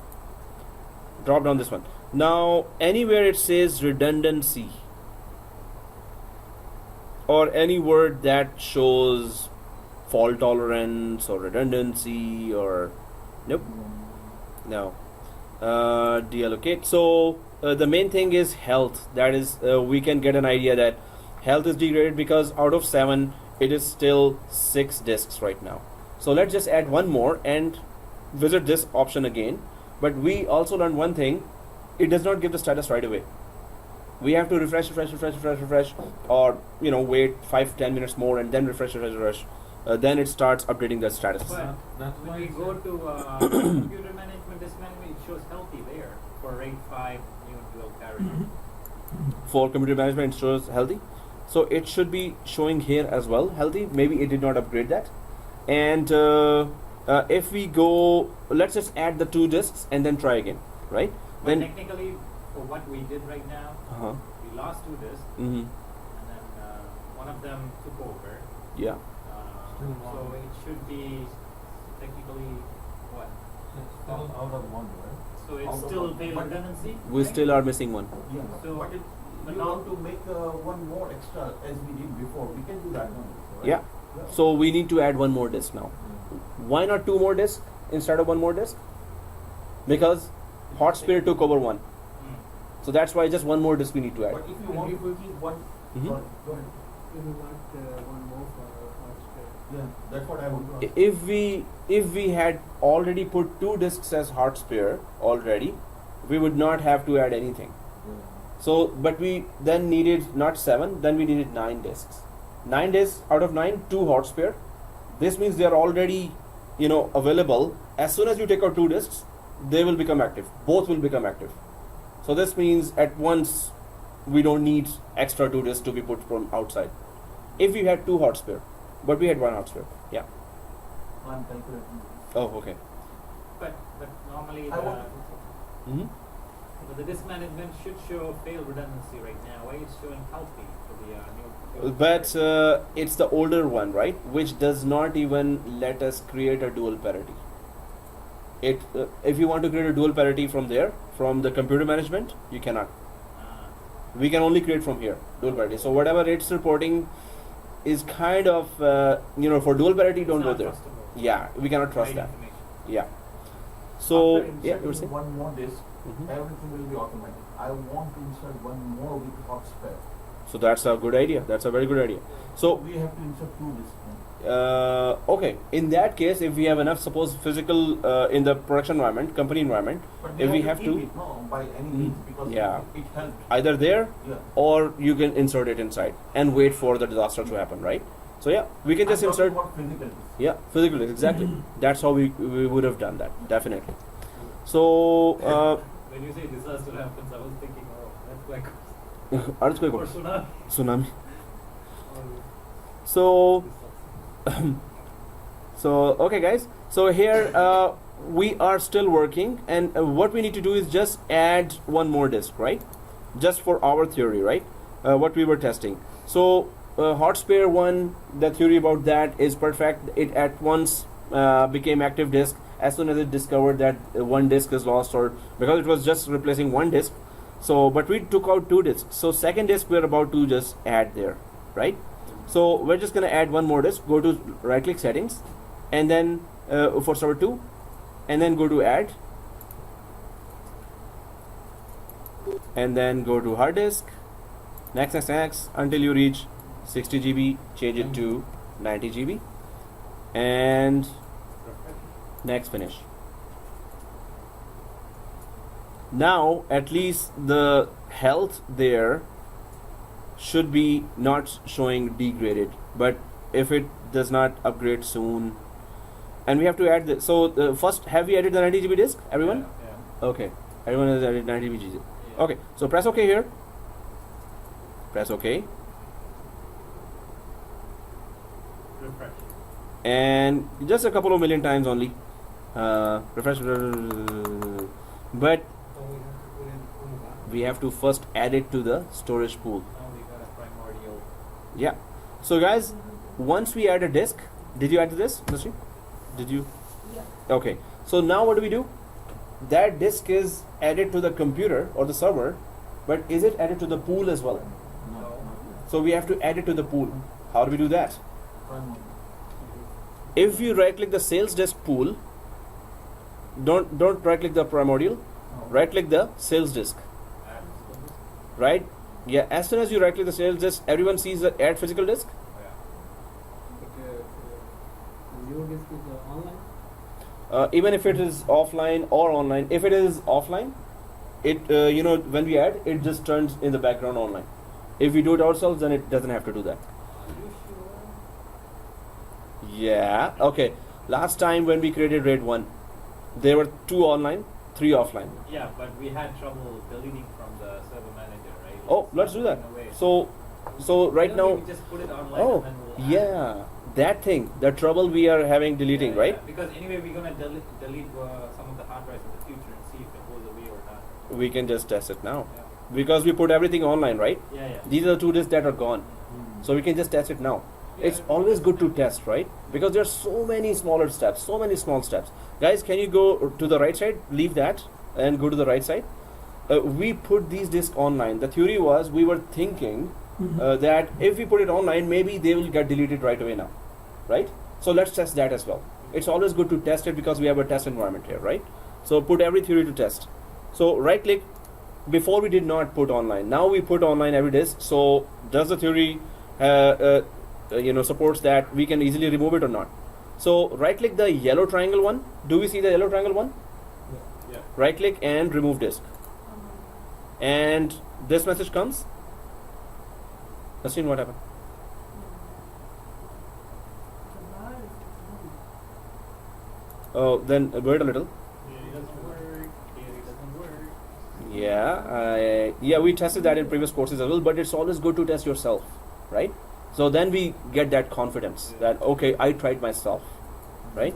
So online or offline, it's not gonna go, it has its own, working of going away whenever it wants. We tested it a lot, but it's always to test yourself as well, That right? physical disk, this window is supposed to be closed or still? Yeah, so close it.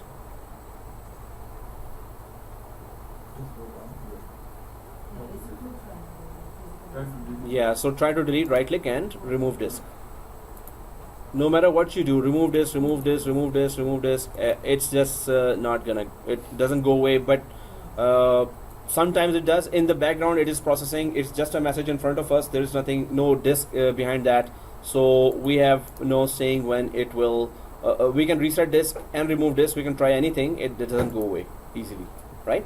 So it's good to test. Now let's just go up here, and what we were supposed to do, add disk in storage pool, right? Sales.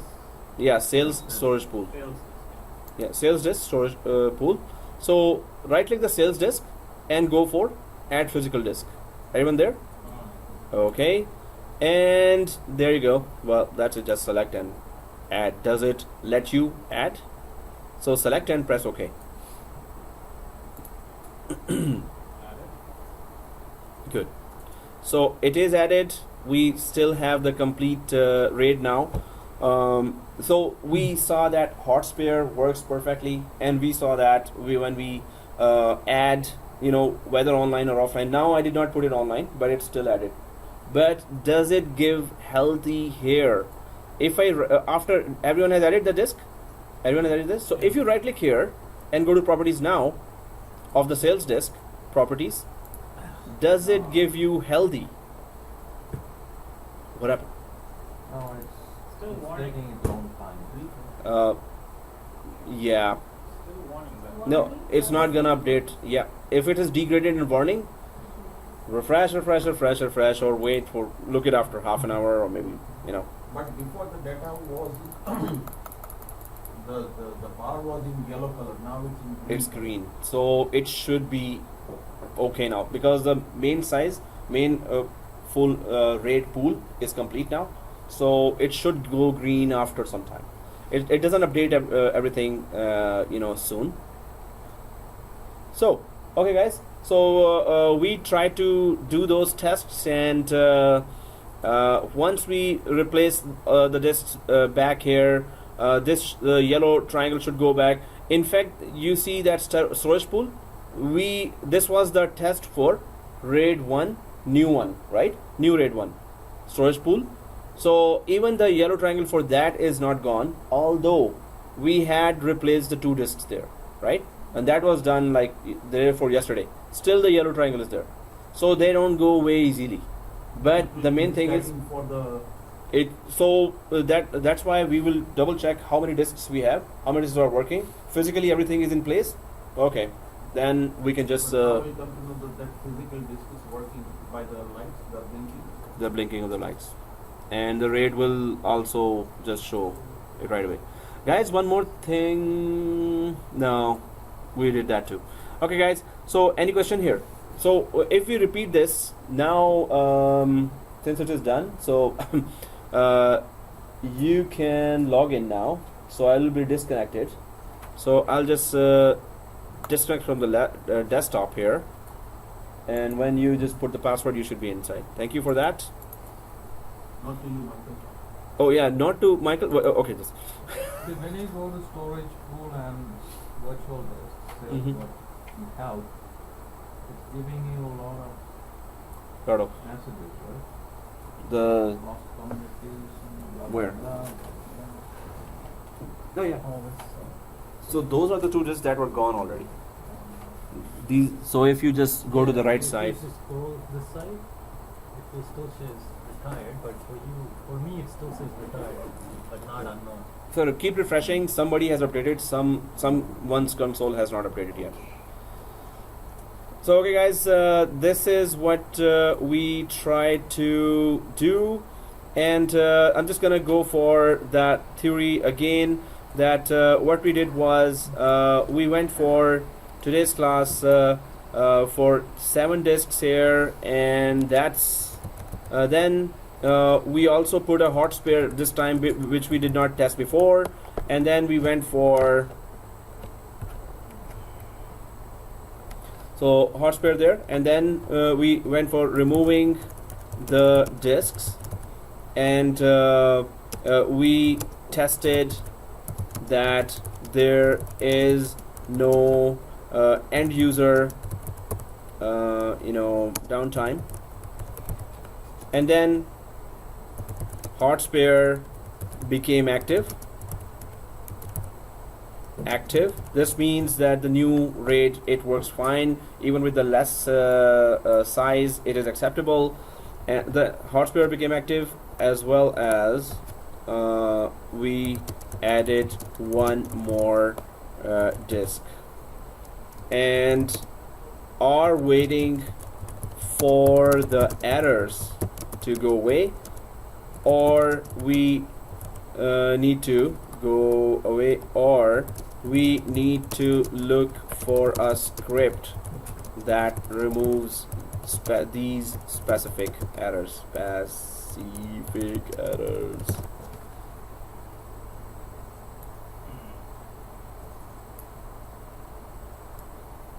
So I would recommend that we Google it and try to check if we can remove those yellow triangles from there. like you said, it has nothing to do with the, No. the actual server 2012 itself. Like you said, some bugs or something. It's not updated. Better if we patch at home. At home, when you're doing that, please update it to the latest patch. So enable Windows updates. Keep downloading all the patches at home. So if there are any bugs here we discover, Here I'm not patching because it is gonna really increase in size. At home, if you have a lot of size at in your desktop or laptop, so try to put all the patches there and then do the same lab again. If there are different results, then we can really think that some bugs were there. The updates are off, right? In our Yeah. computer. Yep. So if we increase that, yet it really grows. I mean, I've seen that. So guys, let us carry on. It's about 2 o'clock. Not. Huh? I'm just kidding. No, I'm just trying to have that from someone. Huh? Okay. So we can go early today? Of course not. No. So.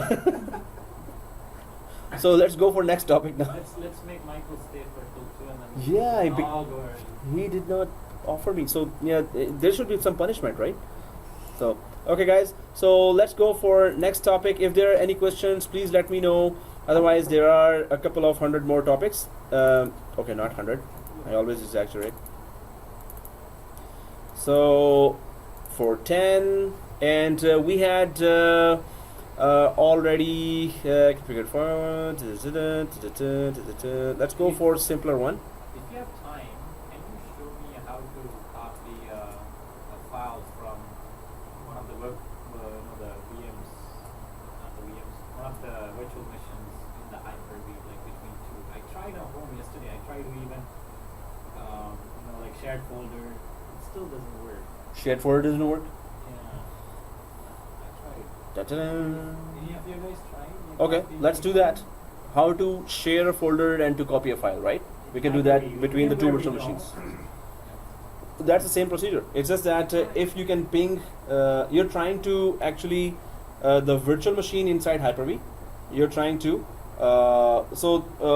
copy from virtual machine to the server 2, right? Within the server 2 to the virtual machine of the Hyper-V. If you're trying that, server 2 is the host of virtual machine, right? So you first have to ping from server 2 command prompt to the virtual machine. Did you give a correct IP there? So I enabled NAT, so it. NAT can connect it to the outside network, which is different from our inside No, network. what? What was the IP? I mean, it all comes down to what was the IP of the virtual machine. Virtual machine means you mean the Hyper-V? Inside the Hyper-V, we created a virtual machine and we installed an operating system there. Yeah, but So what is the IP of they that get virtual the machine? IP from what? Like still Our DHCP from they our should. DHCP server, From our right? they should get. But did you go inside? No, I haven't individual tried level. pinging, but first step Without is that, pinging. it's If not gonna work. If it's pinging, then Then it will work. The shared folder. should work. You're saying? Okay, Yeah. I'll try tonight. So definitely it didn't get an IP from our DHCP. Alright. That looks like that. Or maybe it could not reach DHCP. Maybe it will get 169.254. Anyone knows what's 169.254? The We discussed that on day 2. Yeah. No, I think 169.254. If this is the IP here, this means what? It's an internal yeah. It's called. private But it means what? So you got an IP. Oh, this means that. That what? This means that this machine has no static IP. Cannot. It is searching and could not find a local DHCP server. So the IP that it gets is 169.254, and it is called APIPA, APIPA.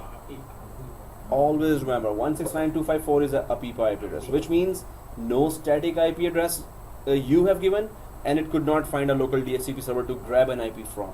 So it is IP-less machine now. So it will just automatically get a local IP, which does not connect it to anyone. For example, at home, right? If we don't have a router and if a computer is connected just to a switch, how does the computer get an IP? Like There has to be a DHCP somewhere. It's just looking for a DHCP. Otherwise, it's if gonna it get a doesn't local have IP. any DHCP, like it's searching. And couldn't you- find DHCP. And you also did not give static IP. Yeah. Oh, then it's a APIPA. Then IP config, it will be always a still use APIPA. 169. Yeah, it's then 169 can be used. If another computer also is looking for a DHCP and could not find it, it also get an APIPA. So the APIPA computers both can communicate with each other because they're in the same IP range now. Okay. So 169.254 The host something ID will be something. different. Yeah, that's it. All right, guys. So let's just go for IFM. So IFM is a new radio channel. And no, just kidding. Okay. So IFM is installed from media, right? So what is? Oh, Are you guys. still using his PC or you? No, no, it's my PC. Yeah. Hmm. Now? Now you're. Are Yeah, you planning to give? he's ready to give now. He is still looking at you. But you that's still why. don't want to give, right? He's still looking at me. That's why. But you still don't want to give, right? Why Yeah. you worry about him? He's still looking at him. I thought maybe. Because we're not doing any lab right now, so that's why he's looking at me. But we should all look at you. Yeah. Alright. Rajkumar will, outside Rajkumar and Michael, there will be a boxing today. Today Mike will tell you. Hey, we never underestimate the power of, when you're boxing. Are you Oh, I recording? thought you were. Oh, okay. No, He goes to gym regularly. me and him are from the same country. That's why I'm so upset. Okay. And I'm resuming here for additional DC insertion from IFM. So what is IFM? But first, when I started the slide just now, I remembered that their storage spaces slide has some more topics, right? So I'm not going to continue IFM. I'll first continue with the storage related further topics, which are more theoretical now. That's why I put it on the last. They're theoretical topics. So, but those are very important topics, right? Recording started, no? And recording, well, I did start, but I always have to confirm. Thank you. Yes, it is What is working. important topic? Some theoretical important topics of storage. We know what is storage pool. We know what is storage spaces. We know RAID 1, old and new. We know RAID 5, old and new, right? But there are many other topics that is related to storage that we must know, right? So if it was theory that is not implementable in a production environment, normally I keep it to the last. But this is not the last. This is still something very important. So I'm just going to go back to that storage spaces and yeah. So what are those important topics that we are still supposed to know? Ta-ta-da. Storage pool, yeah, we did that all. And yeah, we did the hot spare as well. And automatic and manual allocation, two-way, three-way, we talked about that. And storage spaces, we talked about that. I'm gonna send that slide with previous slides today. Kindly send these slides Oh yeah. when you have time. Oh, no. Now I will create time. Ta-da. Okay, resilient storage. Now this is okay. Can you tell me what is a file system? Ever heard about file systems? There used to be FAT16, FAT32. FAT means file allocation table. It's not. Don't look at me when I say FAT. Okay. So anyway, so FAT32 file system. What file system? Anyone knows what does it do? What is it? What is the purpose of a file system? File system. Suppose first thing, it lives on top of a hard disk. First thing, right? Second thing, when you install any application like MS Office or Microsoft Word, Excel, PowerPoint separately even, or any other software, so the file system knows on the hard disk which area of the hard disk has the files that we installed. When you install a software, it gets scattered on top of the hard disk. It gets scattered. So file system knows. So when you double click, okay, I want to start Microsoft Word, double click Word. As soon as it starts, it has to gather up all those files from the surface of the hard disk. File system knows where are those files for that software that it has to collect and start the Microsoft Word file, right? So file system knows where the files are. Now, that's not the only thing. FAT32, FAT16 was the file system for older computers. Then older computers and also for where you don't need security. So Microsoft says, okay, now we are coming up with, so we have Windows 98. Ever heard of Windows 98 before? Yeah. Windows 98 used to be there, right? I used to play road On Windows 98? Hey, I thought you were young. You're very old then.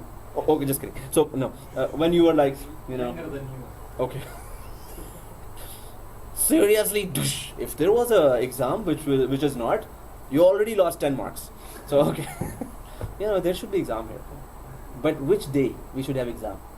And how the exam should be? Anyway, so, yeah, FAT32, file system had no security, or we can say folder level security was introduced in FAT32 file system. NTFS is the secure file system. What is NTFS? New technology file system. Its meaning is new technology file system. Again, file system, it knows the information of all the files throughout the disk. When you defrag, anyone has ever done defrag? No. Okay, there's a no and there's a lot of yes. Yes. What is the purpose of defrag? Why would you organize the file in the sequence? The organize. So if it is scattered, you just put it in one line, every line, all the files are together, so they can be accessed faster, right? Otherwise, files are spread. So you install MS Office, then you install Adobe Reader, then you install WinZip. Now then you keep on installing games as well. So all files are spread across. They go the daily process gets slower and slower when they are recovering their files, right? So that's why first of all, file system has all the information. Second thing, it should be secure. So NTFS was introduced for networking operating system. Okay, now it's gonna get there's two more terms I just introduced. Let me just create a diagram for that. NT4 they introduced or before? So yep, I'm just gonna tell you now. Oh. There is NOS, OS, NOS, network operating system, and then there is non-NOS. What is the difference between the two? First of all, that No operating system. Just individual PC. non-NOS. So what is NOS anyway? I mean, I did not give you the Network. abbreviation. No operating system. No.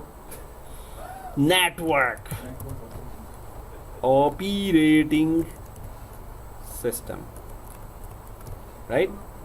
And non-network operating system. Now, what's the difference? Anyone can tell me? So exactly, non-NOS, you use it at home. Whenever it's a home edition, you heard about.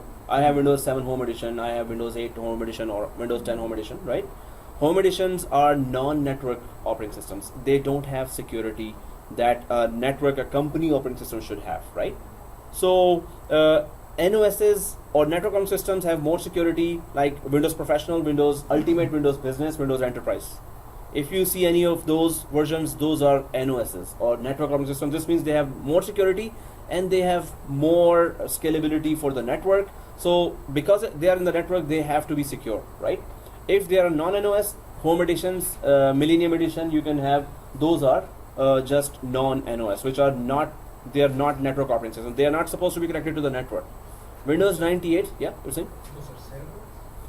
No, so we're talking about the clients here, end users. Okay, no, the network operating system. Network operating systems, yeah, again, oh yeah, I should have put that as well. Network operating systems are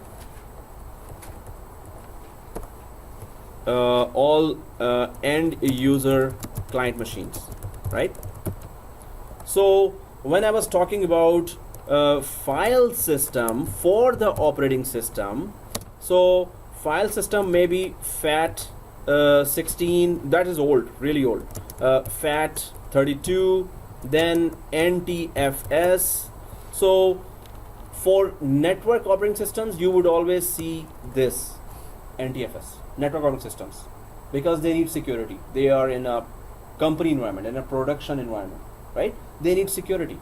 So that's why NTFS is always, you're going to be seeing the file system. Even now at home, when you go for your disk, where do we go and check the file system? If I want to check the file system of this, or you want to check the file system of your Windows 10 here on the desktop, where do I go? Go to File Explorer, first of all, and you were saying, yeah?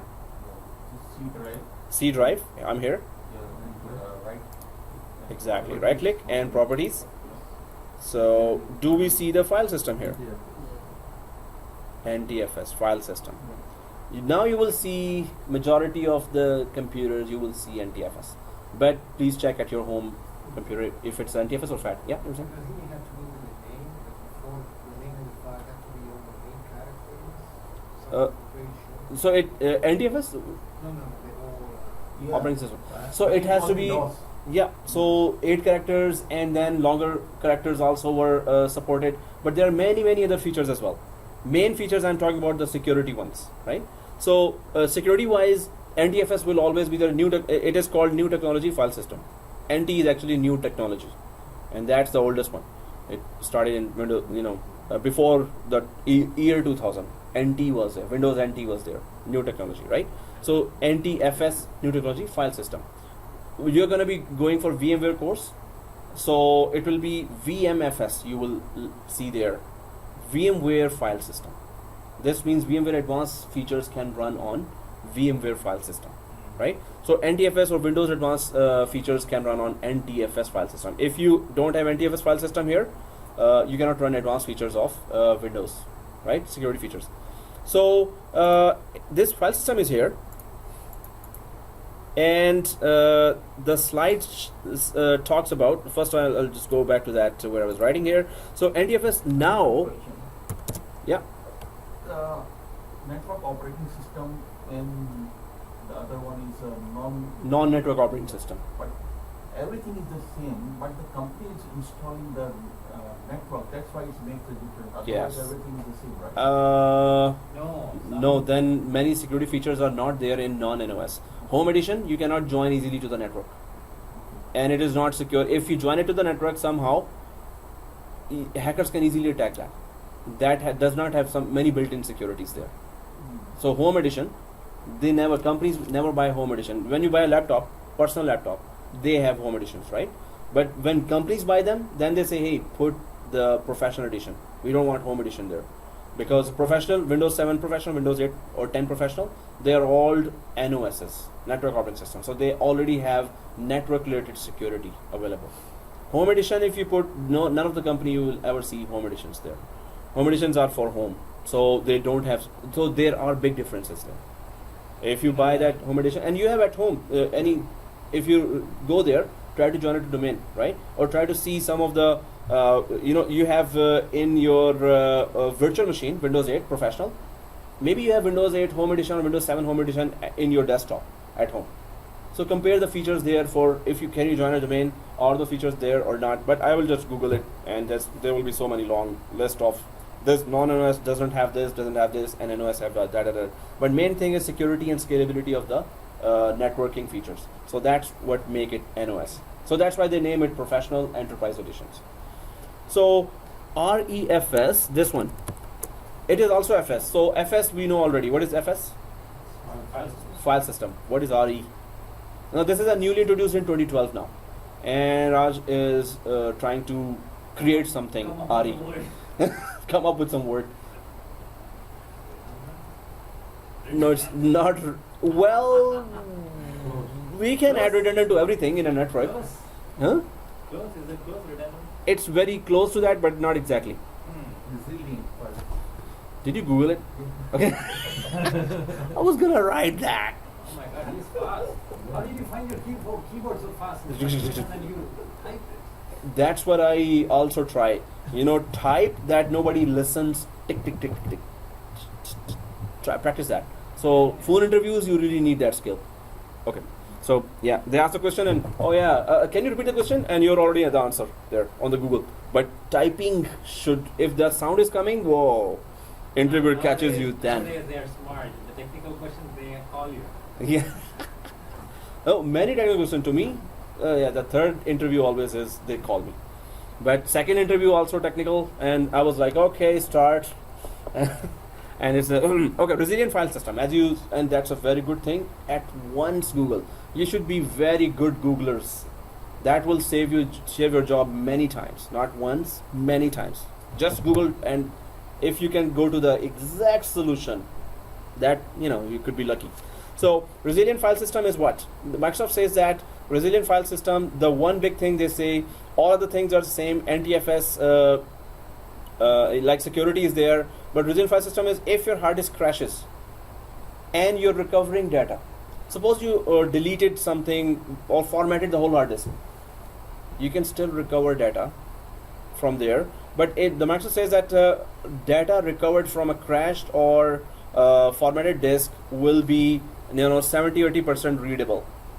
It's resilient to crashes. Resilient means what? Resilient means you're showing kind of Any attacks comes, it is yeah, still not resilient. So you're still defending.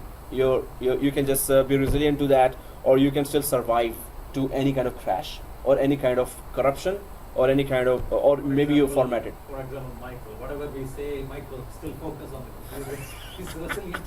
So there are permanent, Lot of attacks, attacks coming. I know, virus. And Michael is still resilient. Okay, so example, yeah. Yeah. Now I know the example. So, but there is no, answer attacks going. So reply attacks, counter attacks. So you're saying that this resilient FS will answer something? So it will, if the hard disk is corrupt, the data recovered will be readable, majority of the data. So there are many software. Suppose the hard disk goes corrupt and you have such important data, your boss data is so important, and you're the system administrator. So they call you, okay, can you please recover? I heard that yes, we can recover. So since I hired you as system administrator, please recover. Hard disk is corrupt. It's accessible, or maybe it's not even accessible, and you still have to retrieve the data. So sometimes, we have to go to the market and buy a very expensive recovery software.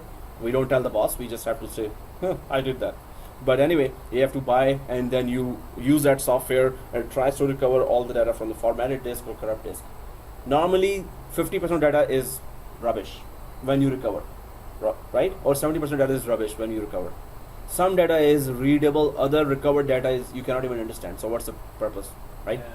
So resilient file system, that's what it says, that that feature that you have to buy from other expensive vendors, that feature we have put inside as default feature for REFS. But if we want to put REFS, where do we go and put the REFS? So if I go there to the machine here, now can you tell me where to go and put REFS there? So let's format a disk. So if we go to the disks here, so let's format a disk. Do we have any simple disk? Let's just add one more disk, because if I told you, hey, remove one disk from that, it's going to take 20 steps. So let's just add one more disk here, server 2, settings, but we're going to format it with REFS. At one point it was asking NGFS or something. Yes. Hey, you got it there already. See, Michael stays quiet, but he knows a lot. He can tell all the questions, answers. See, it's already He doesn't watching. share. Oh. He doesn't share with other people. Okay, He learns. there's an I attack. will not take So, him for interview. yeah. So settings, Michael might prove to be the backup, the plan B for the interview. Ta-ta-da. Or maybe I would plan take A. Michael, I would take What? So there's already that group is gone. So let's click add here for server 2 and add a new disk here. Add 25. hard disk, 25 more disks. Oh, okay, no, one more disk. Capacity, yeah, 25. Okay. At least we come to know if we are working on. Yes. So you're saying 25 or 95? Okay, 95. Oh, okay. 20 gigs. Okay. So 20 gigs or 25, 95, whatever. I don't know. Sorry? Just put, yeah, put 95 or 25. It's up to you. Next. Next, finish. So that's the one disk here, and of course it's going to show in primordial anyway. So press OK if everyone has created that disk, right? So press OK here, and let's go to the disks area, and click refresh here. Refresh. Everyone sees that? So do you see an offline disk now? Yeah. So refresh. Say online. Oh, really? It shows me offline here. So it is already online for you? Really, this is, I never saw that when we have all added the disk, it was always offline for everyone. In this course, weird things are happening. So that grade 5, it was always like a charm. I would just do that, and now error.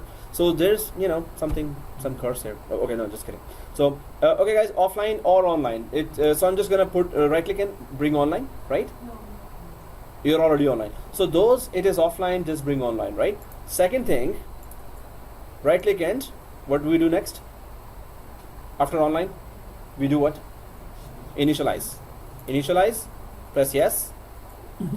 GPT, right? Grid partitioning table. But now we're gonna learn about GPT as well. What is GPT? In fact, we are here.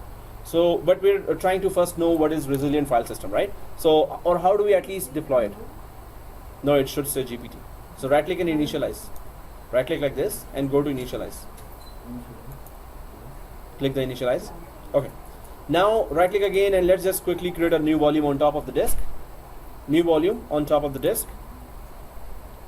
Next. Next. 94 GB, right? Nothing to change here. Next. Just tell me where to change the REFS. Next. Until we reach the volume label. Everyone on the volume label page? So let's just give the, see this? File system. Yeah, in the file system. And volume label also, let's just put that REFS so we could know this disk from others. So I put their name, but I'll just change it to this one. REFS. So first change on the file system REFS, this one. And then I'm just putting the volume label so we could know which disk we change to REFS, right? So put the volume label as well as the same. Otherwise it is REFS, right? So that's how we put, instead of NTFS, we can put REFS. And let's click next. Does it say anything? Does it let us do that? Or does it give any error? Click create. Click close. So do we have a disk in our file explorer now? Let's go to the file explorer or the yellow folder. File explorer. We have a disk REFS. It's just formatted with REFS file system instead of NTFS file system. There are long list of features here, but the main thing is that resilient is the name. That's the name. So that's the main feature. Okay, what is the? How Otherwise, it can we works test- the same. How can we test if it's resilient? What kind of? We can corrupt it. I don't know which software could help me corrupt that disk. We can crash it. We can, and then we need some software to recover it. So that's a very But long it will task. work only on if you have worked on the format of REFS. But if any disk was NTFS? NTFS, So we need third-party software to recover. Here also we need third-party software, but there are some built-in commands that can help as well to recover. But we have to crash it somehow. I don't know how to crash it is. I mean, crashing means taking out. Huh? Not with hammer or virtual hammer, maybe. Let's just put that virtual hammer. But when it crashes, so this is not the only feature, but this is the main feature. Or we can unplug when it's powered on. You really want to crash a disk, right? Okay. Can I use your laptop? Yeah, sure, right. He didn't mean it. It's okay. Don't skip. Michael's laptop? Okay, now we're talking. Can I borrow third-party software from you? I used to have very old when my job was in question. I have a lot of photographs of my family in one disk, and I cannot recover that now. Oh, we're already have a situation here. Yeah. Ta-ta-da. But it's not. NTFS or Yeah, it's not REFS. No, not REFS. I don't think it's NTFS as well. It's FAT32 or something. Maybe File system. So Yeah. you can right click the disk, connect the disk, and then right click and you will see FAT32 there. If it's FAT32, that's even more difficult. You just need a paid expensive software. If you have it or I'll check. It was way back. I have a big 2 terabyte disk, and I'll have to check what was the name of the software if it's there still. I'll check and let you know, right? So sure. So in the storage pool you can mix match, right? NTFS Yeah. and REFS. Definitely. So can we convert a already created disk to an REFS? Already NTFS disk to an REFS. Normally when you change the file system, normally you have to format that. Without formatting you cannot do that. You will lose data in that case, right? So if I just go here to the disk, of course we cannot change anything from here. If I right click RAID 1 here or C drive here, if I right click and go to properties of the C drive, you can see it is NTFS here, but we cannot change. There are no options written here, right? So the thing is, that's the file system. When you change, you always have to format. So always have a backup of your data before you change the file system. Yeah. So guys, but from yeah. FAT to NTFS, we were doing it before okay. FAT to NTFS. Yeah. Yes, it is. If you can upgrade, yeah, it could be. I actually don't remember it anymore. So FAT 16 or FAT 32? FAT 32. 32 20fs. With no data loss. No. You sure that data was not lost? No, Okay. I tried to format use for a regular hard drive. Uh-huh. It asked me to format before it comes. Normally it does, but if you And did from that, 16 to 32 also I was doing, no problem. okay. Hmm. But you cannot go back. That's one thing. That's for sure. That if Yeah. suppose you want to convert NTFS to FAT32, you cannot convert back. You have to format that, right? Upgrades. We always try to avoid that in our network environments. That we always took a backup and then we formatted the disk. Then we convert it. But yes, that could be possible if you were doing that. Definitely. Okay, guys. Where So is your RAID file? Oh, you couldn't do it. yeah. You couldn't. Yeah, my computer was not. So here, resilient file system storage spaces provides 3 storage layouts, also known as resiliency types. So resiliency types are there, but this is just for the nature of the redundancy. Redundancy or resilience, they are showing in the same. So mirror, parity, and simple. So they are talking about resilience there. But this is not the one. This is resilient storage. We're talking about resilient file system. So don't confuse this with what we just talked. We talked about resilient file system, which we just formatted the disk with. That it is resilient. But this is resilient storage. This word is not a technical term. This is just the word used for example. That it is showing resiliency. The correct word should be redundant. So parity and mirror are redundant, storage, and simple is not redundant storage, right? So they are using here in the as resilient, just an example. So I saw the word resilient and I started the resilient file system first. Then because if I feared it if I forget that, so let's just go for that. So yes, mirror, parity, simple we talked about already. And this slide will give you a lot of insight into that. And then we talked about storage tiers as well, that it's a mixture of disks, HDD and SSD. There are some more topics here, which are write-back cache. Write-back cache, operational simplicity, and multi-tenancy. So write-back cache, storage spaces in Windows 2012 R2 supports creating of write-back cache. So what is write-back cache? It uses a small amount of space on existing SSDs in the pool to buffer small random writes. Random writes, which often dominate common enterprise workloads, are directed to SSDs and later are written to HDDs. So now in English. So okay. So when we read definition, it's like what? What is talking about? So that's why now in English. So what it does is random write-back cache only means frequently used data is sent to SSD to be run faster. What we were talking about before. Write-back cache is the name to that feature where frequently used data. You use Microsoft Word every day. You start every day Microsoft Word. So that Microsoft Word will be then cached to or stored temporarily to the SSD portion of the disk, right?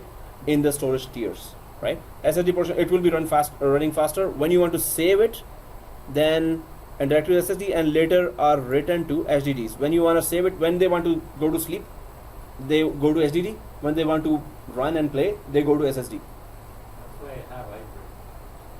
You have hybrid, huh? That's good, man. Works fine. Like, you're right. So it just makes fast all those what you're using frequently, right?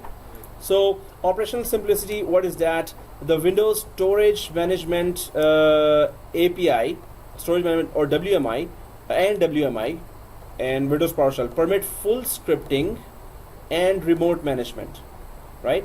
So storage spaces can also be easily managed through the file and storage services role. Yeah, right. We don't know that, right?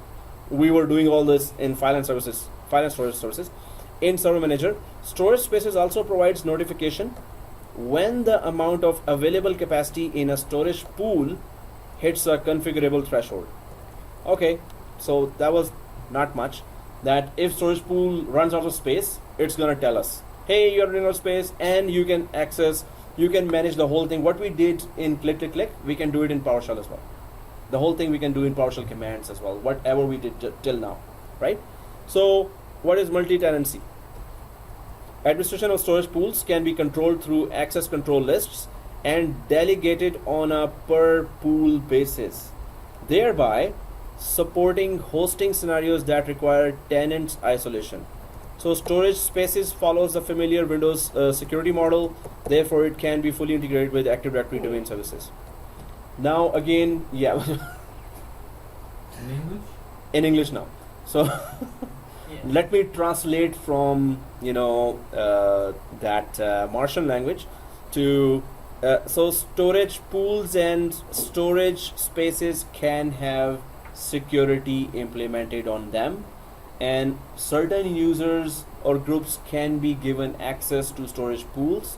And yeah, so many people are doing yawns here. So anyway, when students try to suppress the yawn, that's a very nice picture. So many students are, they don't open. So I really want to take a video of that, and put many students' expressions, how their face looks like. There was one guy who's really smiling now. You? So it was What did you do? it was like instead of that.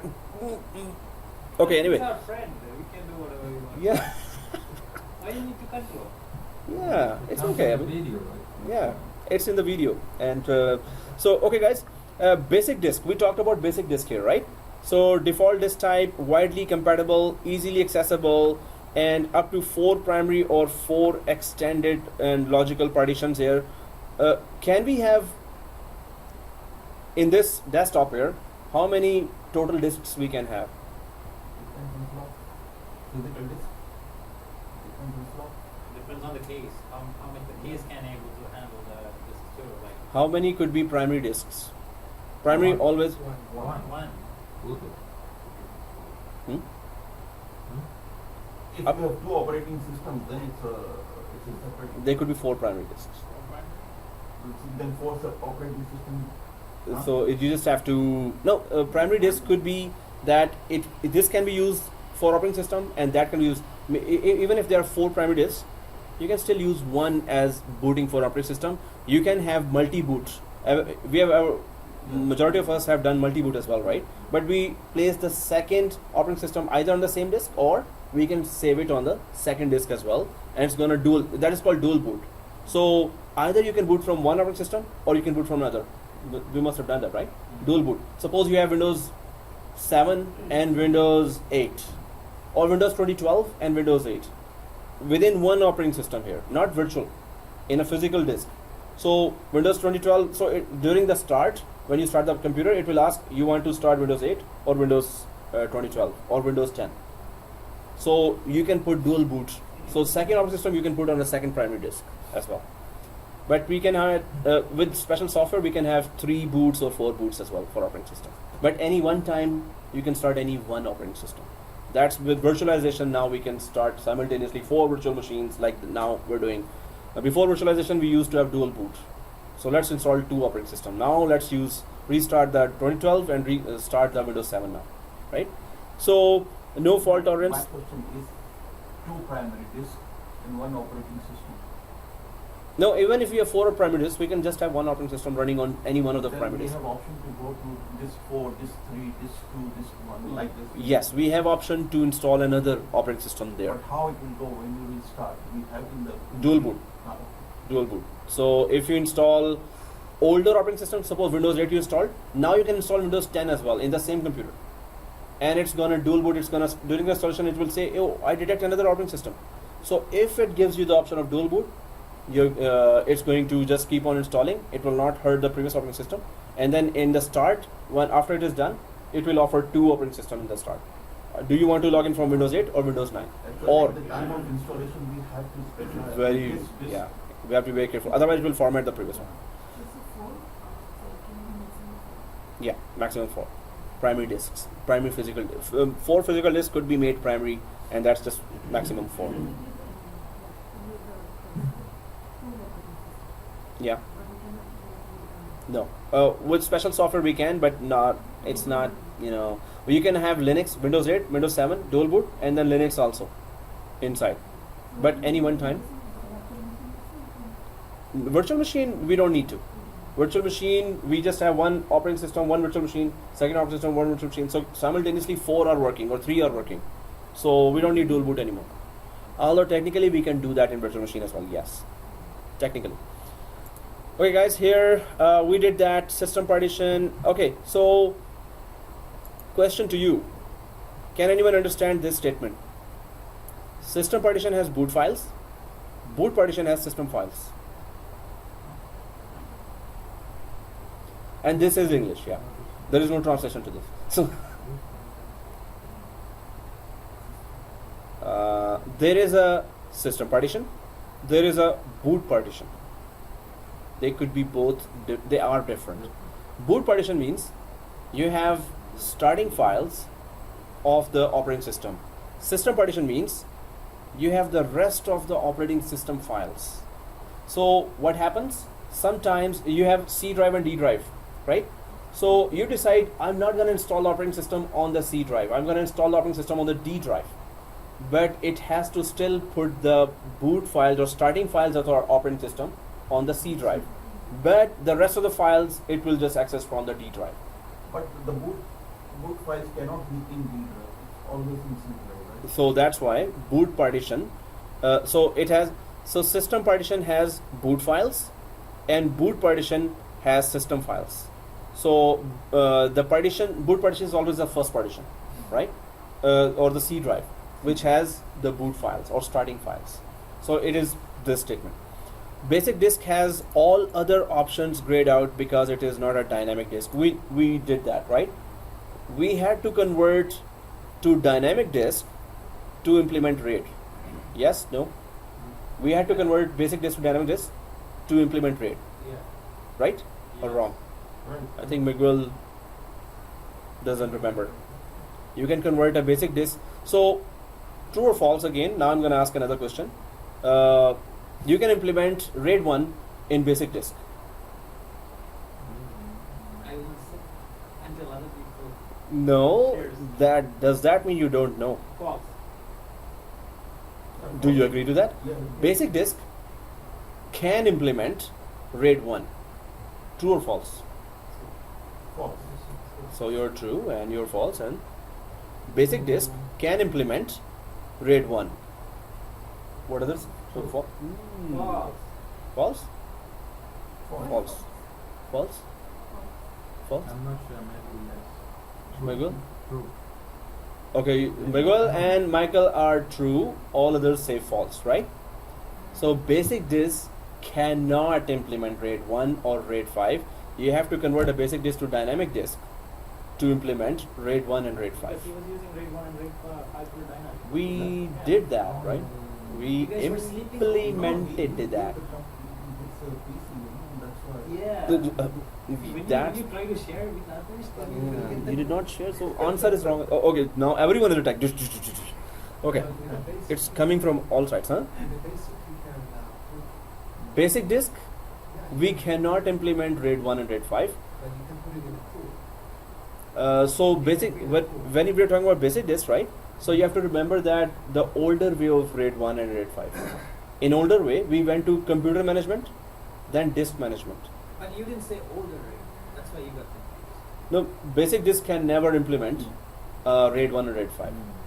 So when we right click the basic disk and try to implement RAID 1, it converted it to dynamic in order to implement RAID 1 or RAID 5. So basic disk, only dynamic disk support RAID 1 and RAID 5. Basic disk does not support RAID 1 and RAID 5, right? So it's always good to refresh and review. Shrink, expand, volume, mount volume. So okay, can we shrink a disk? What is the purpose of? Okay, that's a very silly question. What is the purpose of shrink and expand? Okay. What kind of question is that? So let's expand a disk. That's easy one, right? How do you expand a disk? So suppose you want to expand C drive or D drive. C drive is filling up, and you try to delete all the somehow you gave just 50 GB or 40 GB to that, and I don't know why would anyone do that. But sometimes I saw that in very critical operating systems, and I was like, who created that? It was created by a last administrator 3 years ago, and we did not know at that time. Now we are filling up. C drive you cannot change. I mean, C drive it has operating system, right? So you cannot expand it easily. Actually, you cannot. If you convert it to dynamic, it's gonna not boot from operating system. Anyway, let's first expand a drive, then we're gonna shrink a drive. Then we're going to mount volume. What is mount volume? So all three things we can do here. First of all, how to expand? That's the easiest one. But Double space. Used to be command double space. in the DOS. Yeah. Really? So now what about expand volume? We have a 50 GB disk. We need 30 GB more. Or we have a 100 GB disk. We need 100 GB more. How can you give a working disk 100 GB more? A disk is, it's being used right now. There is data inside, and you need to expand that to 100 GB The more. files. Hmm? We shrink the files. So no, expand does something else. So it will expand the drive, right? It will expand the drive how? So let's do that, right? We So don't have double space only. What do you do when- no, there is another way, right? What do you do when C drive Fills up. fills? The only option is to delete unwanted files, but if it keeps on filling, then you have to expand the drive. So Right. we borrow C some, drive? Yeah, C drive? Yeah, any drive. That is. since if we are using RAID, 3 people at once. Yeah. Michael, you're not sharing. No, You not should be me. quiet. Okay. No, he Wow. answered my question. This is, you did not share. I will see Will him outside. oh yeah, and he Yes. goes to gym regularly. Okay, yeah. Yours. Yeah, I can see. Thank you. I forgot the question. So yeah, next question. You were asking because you forgot the question. Michael, because Oh, you also forgot the question. So They it's have bad you also memory. forgot the question. They have bad memory. Yeah. No, you answered my question. Oh, okay. So Nasreen and Raj, you both forgot the question. So let's just carry on now. So yeah, no, yeah, I remember Okay. the question. So, in order to expand the volume, there's an expand option, right? You said, right? So only when we use RAID we can use that expand. No. option. So it is without RAID. I mean, in RAID also we can do that. In RAID you can just keep on adding disks. If it is not RAID 1, But if it is RAID we 5, cannot, it can go up to 32. but we cannot add on the C drive, right? We can add separately, but not on the C drive. So But you said that the only way the C drive we cannot expand. The only way is to delete the file. There's no other way, right? So we're gonna try that now. We're gonna put to test now. No, you said you can expand. Make another drive. That's C drive now. Hmm? I can make another drive and then you can use rather than using That's why. That's why. Suppose we want to expand that particular drive, but we still need another drive. That's the correct part you said. But so we're gonna add. So how does it work, guys?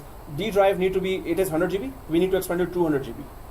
Without formatting it, data must stay clean. It should be there. It should not be deleted, Can right? we do this on the C drive? So we're gonna test both because we're gonna put to test everything, right? No, sysprep. Oh, sysprep is the most dangerous utility. Never use it for anything in your operating system other than if it is a golden image or the template machine. Only sysprep that machine. If I run sysprep now to Windows 10, it's going to corrupt all the software and the operating system together. One student proved that to me. We were doing sysprep inside the virtual machine.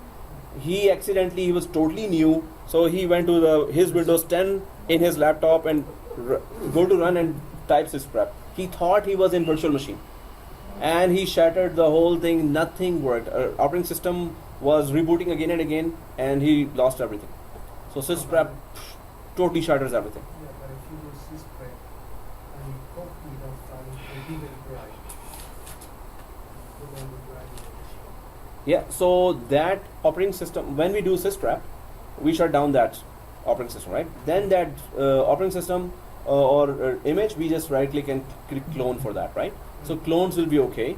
If you start that 3 times sysprep on that system where you run sysprep 3 times, it's gonna shatter or corrupt the whole thing again in that operating system as well. So sysprep is very dangerous, so we don't use that for anything, by right? mistake, I want to know, Yeah. remember, if by mistake, the template machine which we have ended with sysprep, Mm-hmm. and I open it again, so I have to close again with the Sysprep. So yes, if you started that accidentally, you can shut it down with sysprep. 3 times. Only 3 times. 4th time you will see that it's gonna format the whole thing inside. So whatever 8 modifications we add, it's not gonna have that. Okay guys, so let's just go for our expansion here.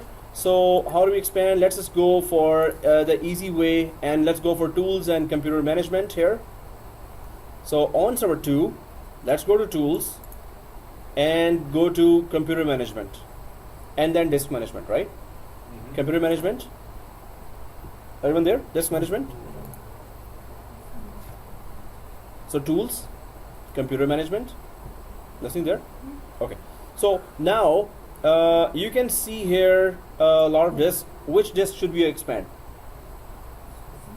I want to see. Do you see? Okay.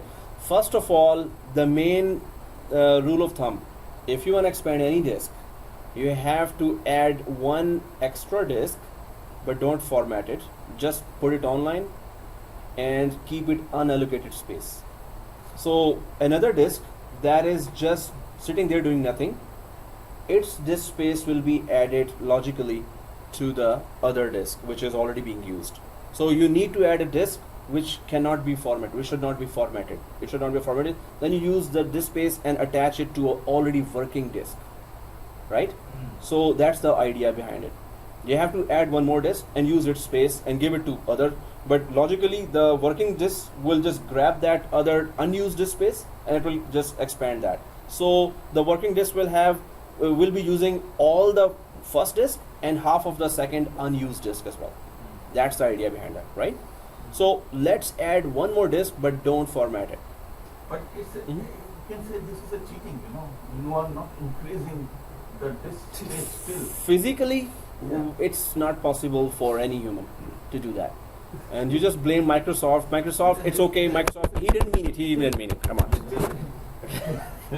Still, you know, 500 is still 500. I want to make 500 1000 As a physical disk. as a physical. Well, we can have a Superman that can In DOS, we used to rubber do this thing. rubber disk. Huh? From 100 to 200. No, so how that has happened? Let me tell you. So if you have a 500 GB disk, right? Suppose you use only 250 GB disk space there. You can always expand to the actual physical disk capacity, right? Just you start using half capacity first of the physical disk, which has total 500 GB. Yeah. So create a 250 GB partition. Don't use the rest No, not partition. It will be 1000. in a physical disk. Yeah. So if you format the whole disk and just use the whole partition of one, and it shows the size here 1024 GB, 1000 GB, right? And then you're saying that you can still expand it to more. Yeah, it's 500. No, that is called shrinking. You know, we can still shrink. So shrinking is something else, expanding is something else. We will do shrinking as well. Shrinking is you can just put the data half. Now you have enough space, right? We can also compress. Compress also goes half. And then we can use the rest of the space, right? Yeah, make sure we don't cheat now. So, no, but there are many ways Microsoft has given, right? So if you have extra disks that are doing nothing there, right? So you can use their space No, as I well. was thinking that Mm. I have only 250 GB left Physical. physical. And then I can expand now that. How can I expand it? Yeah. So There you can shrink. Shrink and compress, those are the two things. But when you shrink and compress, the performance will go slower than before. That's why in production environment they don't go for shrinking, right? Unless they really have to, and then they again just put the data on the bigger drive. That's it. The shrink or compress will just make it slower, and slow is something in production environment which is unacceptable, right? So expand won't affect the performance. expand never affect the performance. Why? So the second disk's speed is also added now. It is also offering the read and write, and the first disk is already offering read and write. So in fact the performance is better. So guys, we already are using disks. We need a unused disk now to expand. Expand works with some area of the unused disk being used, right? So let's just add one more. So let's go to server 2 here. We are the PhDs of doctorate we have already earned for adding disks. Double PhD now. 15 please. 50. Click add here on server 2. Yeah, server 2. Click add and just add 100 GB. Create new and go for 100 or 200. Go, let's go for 200. Don't select 100. We already have 100. Yeah, that's Like C in the drive. future, if someone wants to delete, they're gonna delete the wrong. Did you see Michael when you say someone? No, I'm just kidding. So someone will delete and okay, no, just kidding. Yeah. No, he did not see actually. I No, just said actually, that. we will make 100. We will make I 100. shut down this year. Oh, so other year is only listening from that side, right? Only, Okay. Resilient file system. Resilient file system. Hey, you already implemented that. Cool. So click, yeah, 200 and finish. Wow, I never added this many disks. Okay, so let's press OK. That's the only disk that we know that we need to practice. But if we haven't formatted, of course, we know that. So if you go down to this disk management, you should be seeing that unformatted, unallocated disk. In my case, it shows the number disk 19. Anyone shows disk 19 here? 18. 18. Oh, okay. I just have one extra. Anyway, so now let's just. This is already being. It's. Let's just put it on online at least, just online, not GPT. So put it online. Right click online. Once it is done, let's check the options now. Do you see disk 17 or REFS disk here as well? REFS disk, everyone sees that, right? So it has 94 GB. We need at least 100 more GB from another disk to expand this disk, right? So, or one more thing, let's create a folder inside just to check if it formats the data or not when it is expanding, right? So let's go to G drive, which is REFS in the file explorer. Yeah, so H drive. So go to REFS, whichever is the name REFS, and double click and create a folder. Right click and we go for security department, security. Okay, Michael department. Security department, and just put one file here, which is text document security files.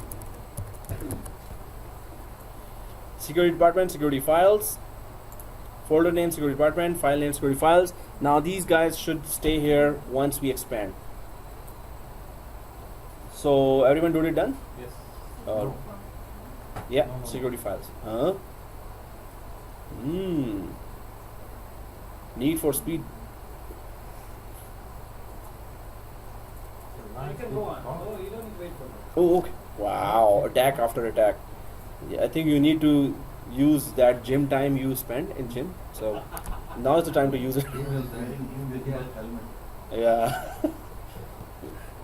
Rajma has to, bring a helmet on Friday. And we have to wait few months to take. Few months, time yeah. again. Yeah. After I By know. by that time he will learn boxing and do I weightlifting. know karate. Ooh. Huh. Okay. Let's go, guys. So, guys, REFS drive, right? REFS drive is there, and minimize that. And let's go back to our disk management. Nope. So here, now REFS drive, how can we expand? So if we right click here, do we see anything expand, extend? We see extend, right? Extend and expand are cousins actually. So, and shrink volume as well, extend volume as well. So if we, REFS is shown there, and if we go for extend volume, right? Everyone sees that extend? So click the extend volume and the wizard comes next. Now it detects the other drive, that is 200 GB. If you had not put that drive, the extend volume would have been grayed out. It does not detect anything. If it detects an unallocated space, then only extend volume will come. Otherwise it will be grayed out. You cannot even select it. So what space you want here. So let's just add the full drive first. But we don't want the full drive. Because it's unallocated, that's why it's. Yes. If it was formatted, it will not detect that, right? And other disks are there, but it did not detect any of the disks, right? Because they're not unallocated. So guys, we don't need 200 GB from that 200 GB. We need 100. So 1000 MB. Well, 1024. It is a MB, right? So from that disk, we're taking half of that disk. So 1024 MB, which is 1 gigabyte. So is this 1 gigabyte or 100 gigabyte? 1000 MB is 1 gigabyte. So we need 100 gigabyte. What do we do? 1000. Yeah. 1000. If we just put one more zero. Okay, guys. So did it get 100 GB or not? So did it extend or not? So that previous disk was, I think, 95 GB, right? Previous REFS was 95 GB. So it should be now it should be 96 GB after extending, right? After adding 100 GB, it should be 96 GB. It should be 196, not 96. We're adding 100 GB here, not 1 GB. So it should be 196. What happened to your math skills? Yeah. Oh. Because of Yeah, Michael. you're. Wow, everyone is blaming Michael. Because of Serious. Michael, Michael, because of Michael. You know, Michael, you should put headsets, big headsets here. I don't listen anymore. I don't know what you're talking about. So, man, now two attacks. It's coming from two sides. Okay, so next. So 1000 GB, MB, not GB. Next, and that's it. Finish. Now, what does it say? The operation you selected will convert the selected basic disk to dynamic disk. If you convert, you will not be able to start install operating system from any volume on the disk except the current boot volume. Are you sure you want to convert? Does it say anywhere it would format that? We need that folder. So I would definitely in production environment have backed up that folder anyway. But still, let's see that folder survives or not, because it's going to convert the disk and then it will extend. Basic disk does not offer that. Dynamic disk offers shrink, extend. Oh, extend, shrink, yeah. Without disturbing the data. Exact. Well, now we're gonna see that. Does it format the drive or not? So press yes, and here you go. Hey, was it important data? No, don't do that. Okay, just kidding. Wow, this is the color for extension, right? So one full disk and one half disk. Now we know that this disk is related to that, but it's not going to show partitions like this in the file explorer. It's in the file explorer REFS. When you open the disk, it should be just one big disk. Here it is showing that it is using, actually the volume is using two disks. It is spanned on two disks now, right? So let's go to our file explorer here. Oh, F5 that, refresh. Maybe it is gone and it's not updated. So refresh this. No, it's perfect. What is the size of REFS now in the file explorer? So first of all, data is okay, it is intact. It has converted from basic to dynamic, which did not hurt the data. Second thing, if you go to this PC, what does it show now?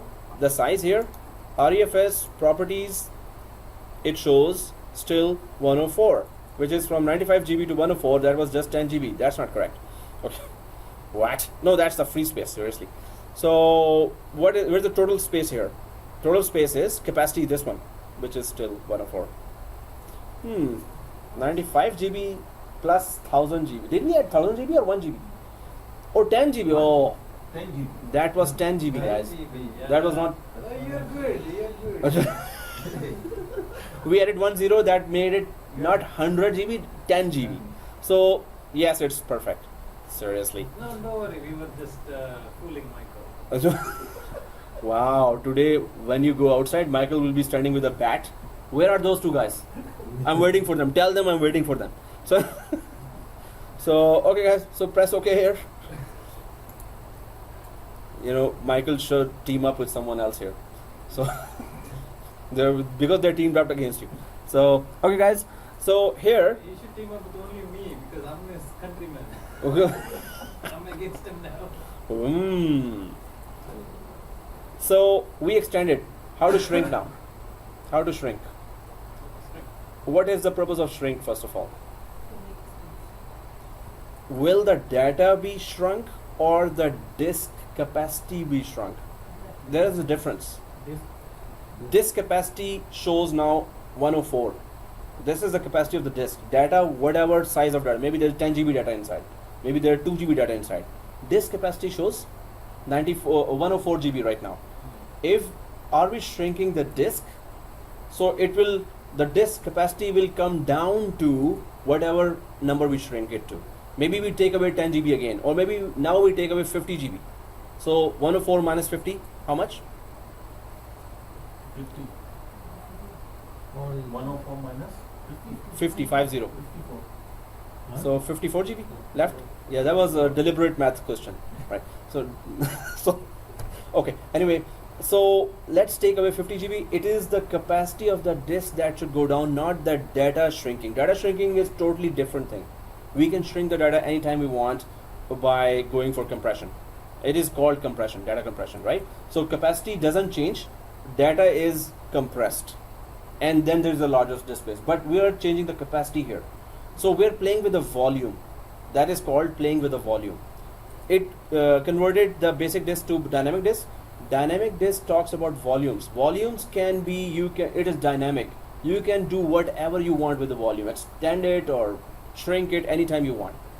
First you have to convert it to dynamic. So let's go and shrink that data. So that drive. Now how do we do that? If we go to the REFS again, everyone on the REFS? Yep. Everyone on the REFS? When we right click, is there any option of shrinking? Extend volume, we already checked. Now shrink volume. So extend volume took us 10 GB more. Shrink volume, let's go 50 GB less now, right? And again, we're going to check if the data is still intact. Data is still there, right?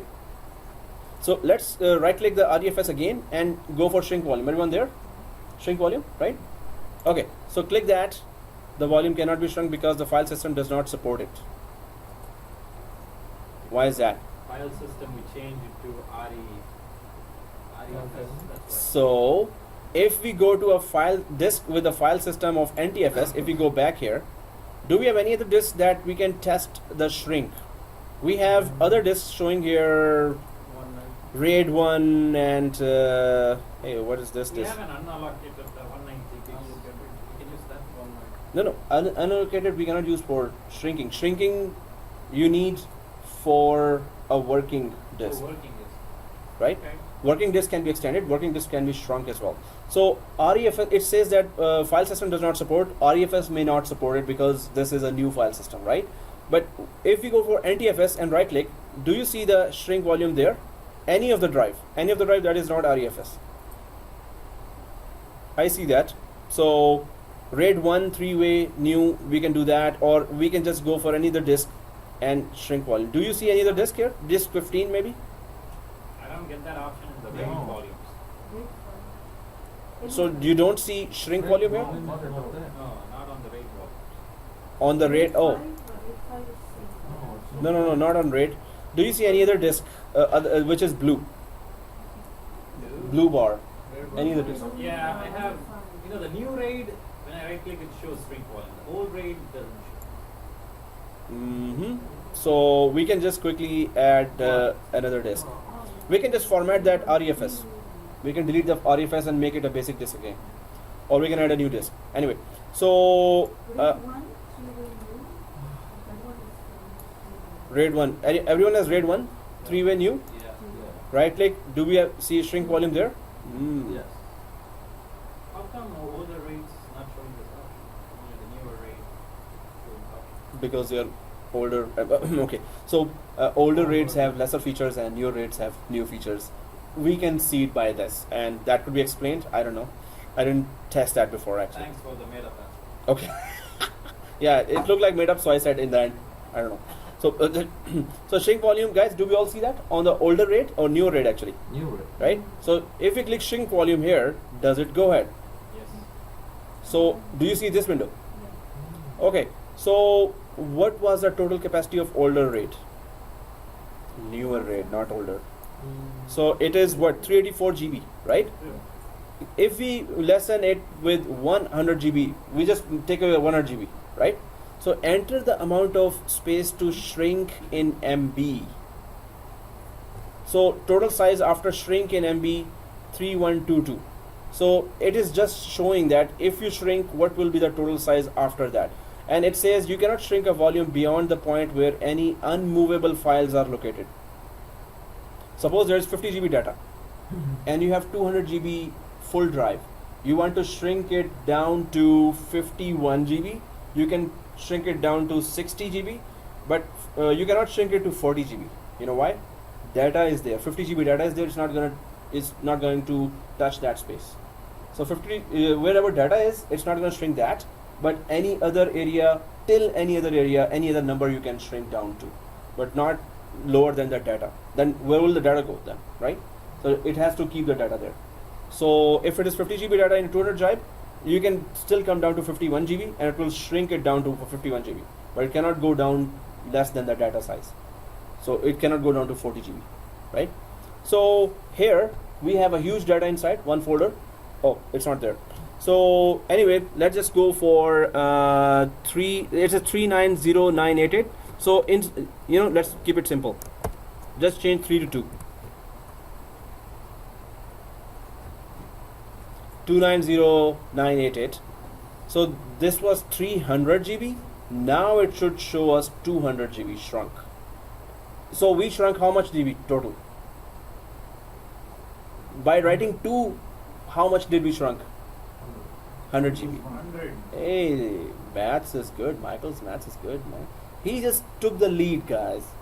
That's not good. You teamed up and he answered first. Come on. Oh, anyway. So Yeah, he doesn't share though. so from 300 to 200, we lost 100 GB, 100 pounds. No, 100 GB actually, not pounds. So let's click shrink. You can see already 100 GB, or it is just showing unallocated space here, and it went down to, seriously? Okay, it did the opposite of what we were saying there. Can anyone tell me what happened here? Ray took the 100 and then it. What we put there, it took it down to that level. Yeah. And what we were thinking that we just changed that from 3 to 2, so it's gonna take out 100. No, it actually gave us that 100. So we took out whatever we were putting there, it took that out. 200 GB it took out. So that's why it's 284 GB here. And that's on RAID we did. So we can easily extend that again full. So and then we can keep doing that, extend and shrink, extend. Okay. So anyway, if I just want to click that and go for extend volume, again next, and that's it. Yeah, extend volume. You can just add that other unallocated space here, and just change 2 to 3 again. So it will just extend that to 3 GB as well, right? No, you gotta add it. Oh, I did not add that. No, there is one added already, which is disk 17, and this is disk 19. These are different, right? So we have one half disk available. Yeah. No, don't remove. Don't do anything, right? No, it's already there. You already added. Oh yeah, Okay. yeah. There's two unlocked in this thing. These are separate. There are 2 disks with unallocated space, right? So we can just add it. Okay, let's just add that. We can use any of those unallocated space, any of those. Suppose we don't want to use the 19 GB or disk 19 or disk 18. We just want to use the unallocated space from disk 17. So it's up to us, right? Whichever disk we want to lend the space from or get the space from. That disk 19 is, if you edit that, let's just remove that. You know why? Disk 17 is the same disk. It's just one RAID, right? Disk 17 is one RAID, full one RAID. So we can just grab what we took away from there, right? So what number should we put that it should just complete the whole thing again? Nothing. It's already there, Yeah. right? So just next and finish. And it just puts the whole thing. Okay, that's good. So what is mount volume? The third topic here. So here we have shrink, expand, which is extend volume and shrink volume. Then the third thing is mount volume. What is the mount volume? So mount volume is you give a shortcut of a full drive inside another drive. So this means if you have a C drive, you put a folder there. This is a shortcut for D drive, and there is already a empty D drive available, right? So you just put in the C drive a shortcut of the D drive. As soon as you double click that shortcut, it will take you to the D drive, inside D drive. So Hyperlink. exactly, just like hyperlink. It will be just a shortcut. Shortcut also double clicks and you go to some application. Hyperlink also takes you to the URL, right? So mount volume, what is the purpose of volume? So that disk, suppose that disk is remotely somewhere else on the SAN, and you're just putting a shortcut of that disk here. As soon as you double click that shortcut, it will take you to that full empty space there. You can just, so shortcut will always be there, right? But it is a little tricky. What is the tricky part here in mount volume? That disk that you've given a shortcut of will not show in the file explorer. So in a file explorer, D drive is showing. If you do a mount volume, the shortcut of it will be in the C drive, but it will then vanish. It is in the background. End user will not be able to see that, oh, I'm double clicking a shortcut and it's going to this drive. So where's the drive where I'm going now? So it will not be seen. If you are putting a shortcut there and the drive is also showing in file explorer, what's the purpose of shortcut? Just go directly to the file explorer, to the D drive directly, right?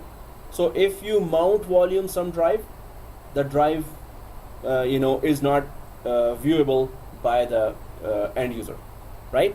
That's how. So mount will need another small drive and use the mount feature on a new drive with total unallocated space, and do the following, right? So again, now we're about to use the unallocated space for the mount volume, right?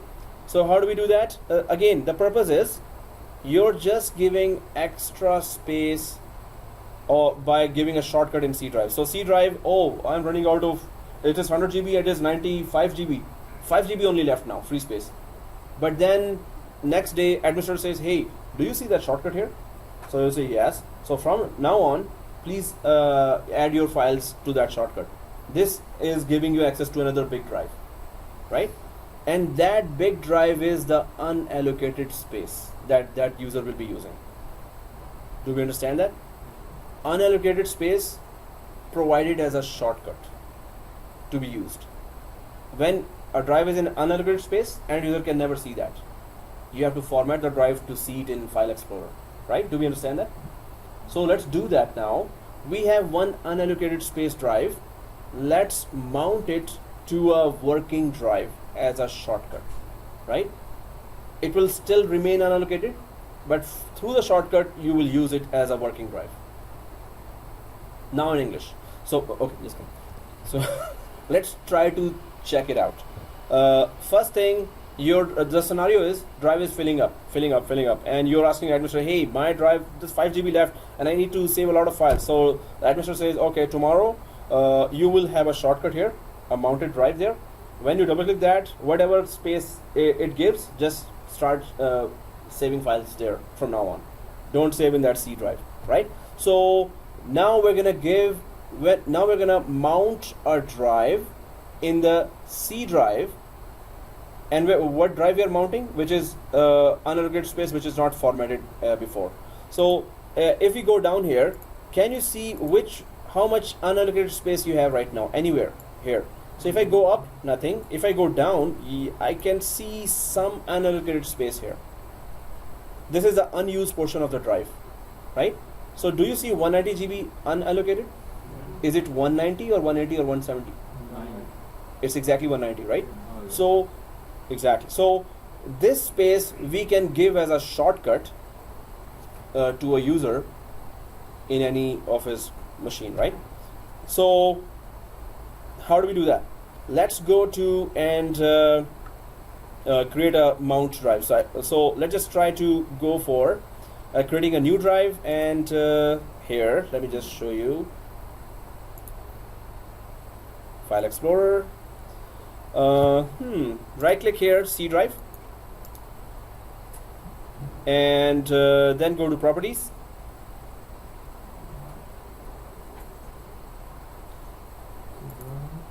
and properties. So there's tools okay guys, let me just check it out. Sharing, yeah, sharing quota and okay, security here. Very No, confused. it's not here. It's not here. So let me just check it out. Yes, we will take time. 5 minutes? No. Now we're gonna go. Have a long break. They are So confused. map network drive. Add a network location, and Okay, let them do it. no, we don't want that. I don't want to go to that wizard, but okay, let's just go to that one. So here, inside this area, if I go for C drive here, really boring. This part. No, this part is confusing Yeah, and confusing and boring. Which part? The mount drive? yeah. We're about to do that, right? So we haven't done it. So change drive letter. So it is not confusing, but it is good. Oh, okay. So at least it's technically understandable, right? Yeah. Okay, thank Mikey God. cannot That's the understand. main thing. But it's Michael boring. cannot understand. Okay. Michael cannot. So once we do that, you will have a better idea. That's why we do everything to understand, right? So if I go for change drive letter and click add, yeah, and what happened? Mount, yes, there it is. See? Okay, guys. So let's go to C drive. Can you check if it's still recording? Computer management. It is. I never stopped it. Okay. Yeah. So guys, go to C drive, and we're going to provide. And do you see the change drive letter and path? C drive. Computer management. Oh, go to computer management here. Do you see the C? Okay. So and then right click and go to change drive letter and paths. Do we all see that? Yes. And click that. So now you see the C, right? See the C. We see the C, right? Do you see C? Okay. So click add. Now mount in the following empty NTFS folder. So in the C drive, if we click browse here, let's click browse. So we have CEF in this computer, right? So volumes that support drive paths are shown in the following list. To create a drive path, select an empty folder. To create a folder, click new folder, right? So C is selected here. C is selected, right? Yes. Oops. C is selected. And do you see a new folder here on the right side?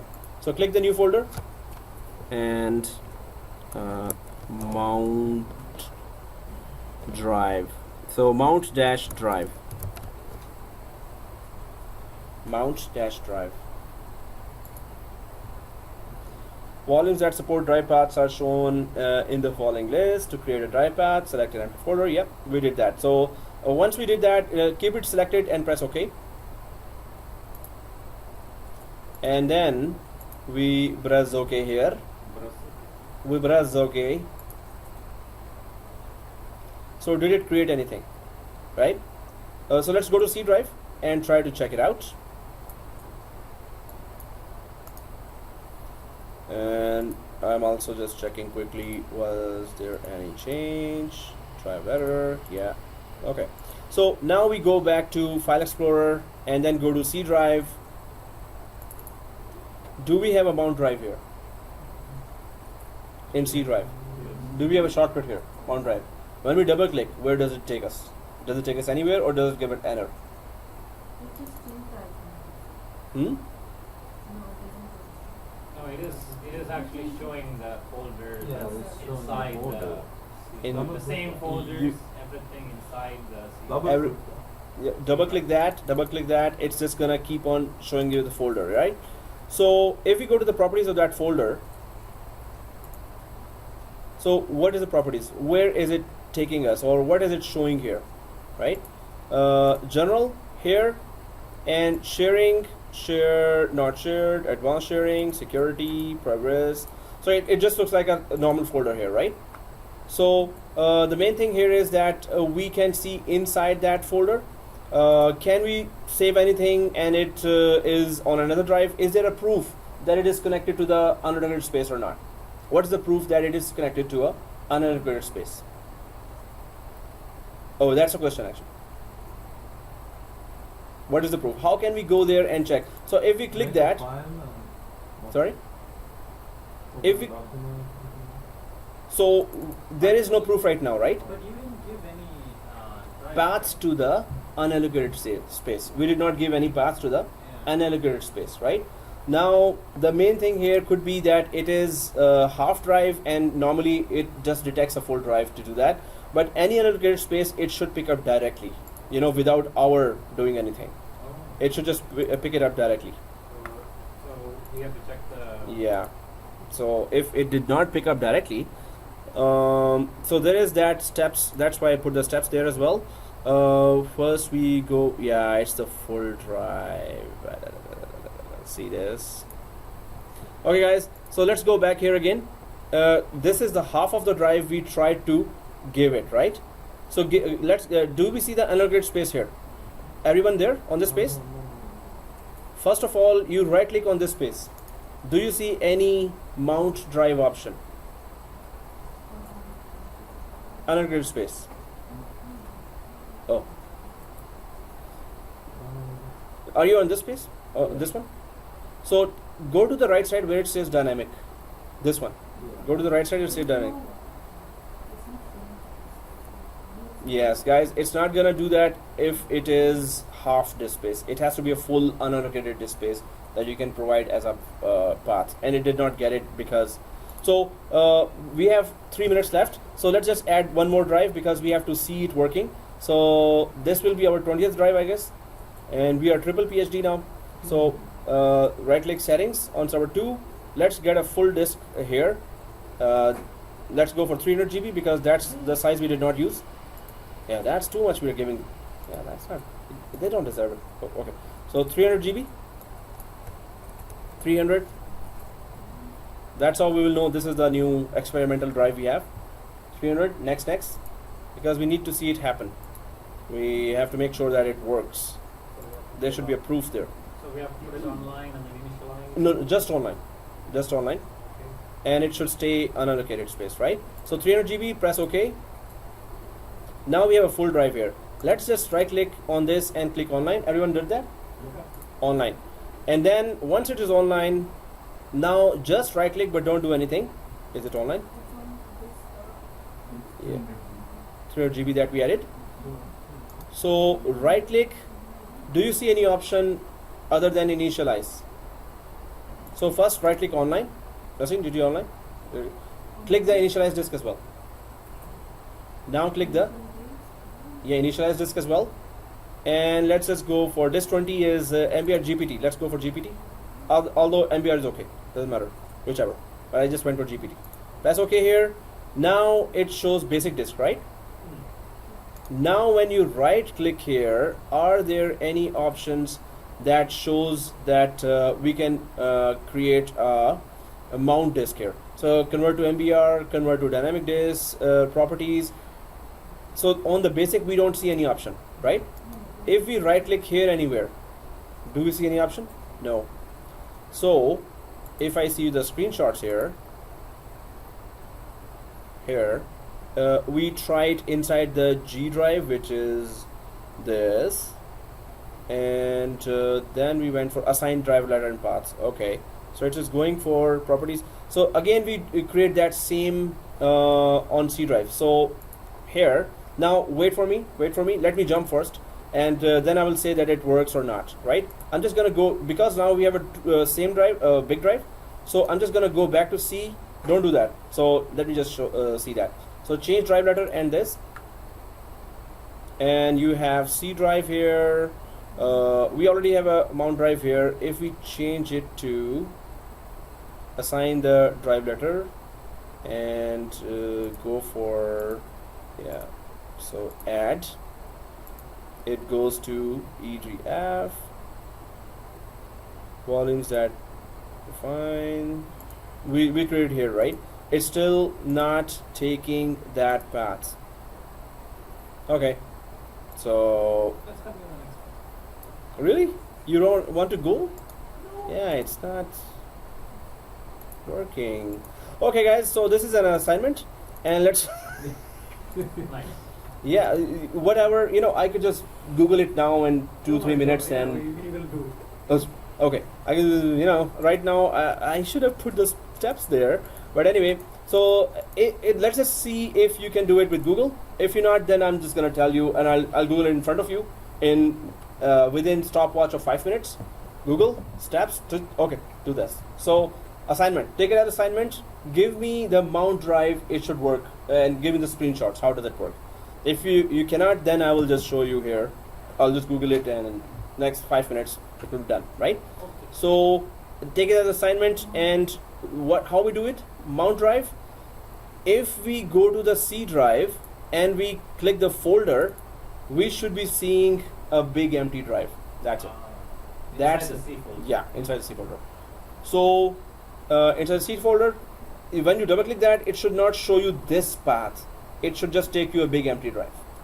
Right? How to do that? Same thing, you just change the name. No, mount drive when you create, you have to attach. There is no proof it is attached to an unallocated Right space. now you just created that, right? Yeah. You still have that. So take an assignment. If it is not possible for you, then I'll just Google in front of you and do it in 5 minutes. Right? So let's just do that. I'm sure it's gonna be like this for you. So let's see if we get those screenshots. How quick we get that. So okay, guys. So we continue, and still, we were doing all the labs here. There are still some theory part left for the storage, because storage is a very important topic. So we're gonna continue on Friday as well, but it's not that much anymore. All right. So this is storage part 2. Then storage part 3 will come as well.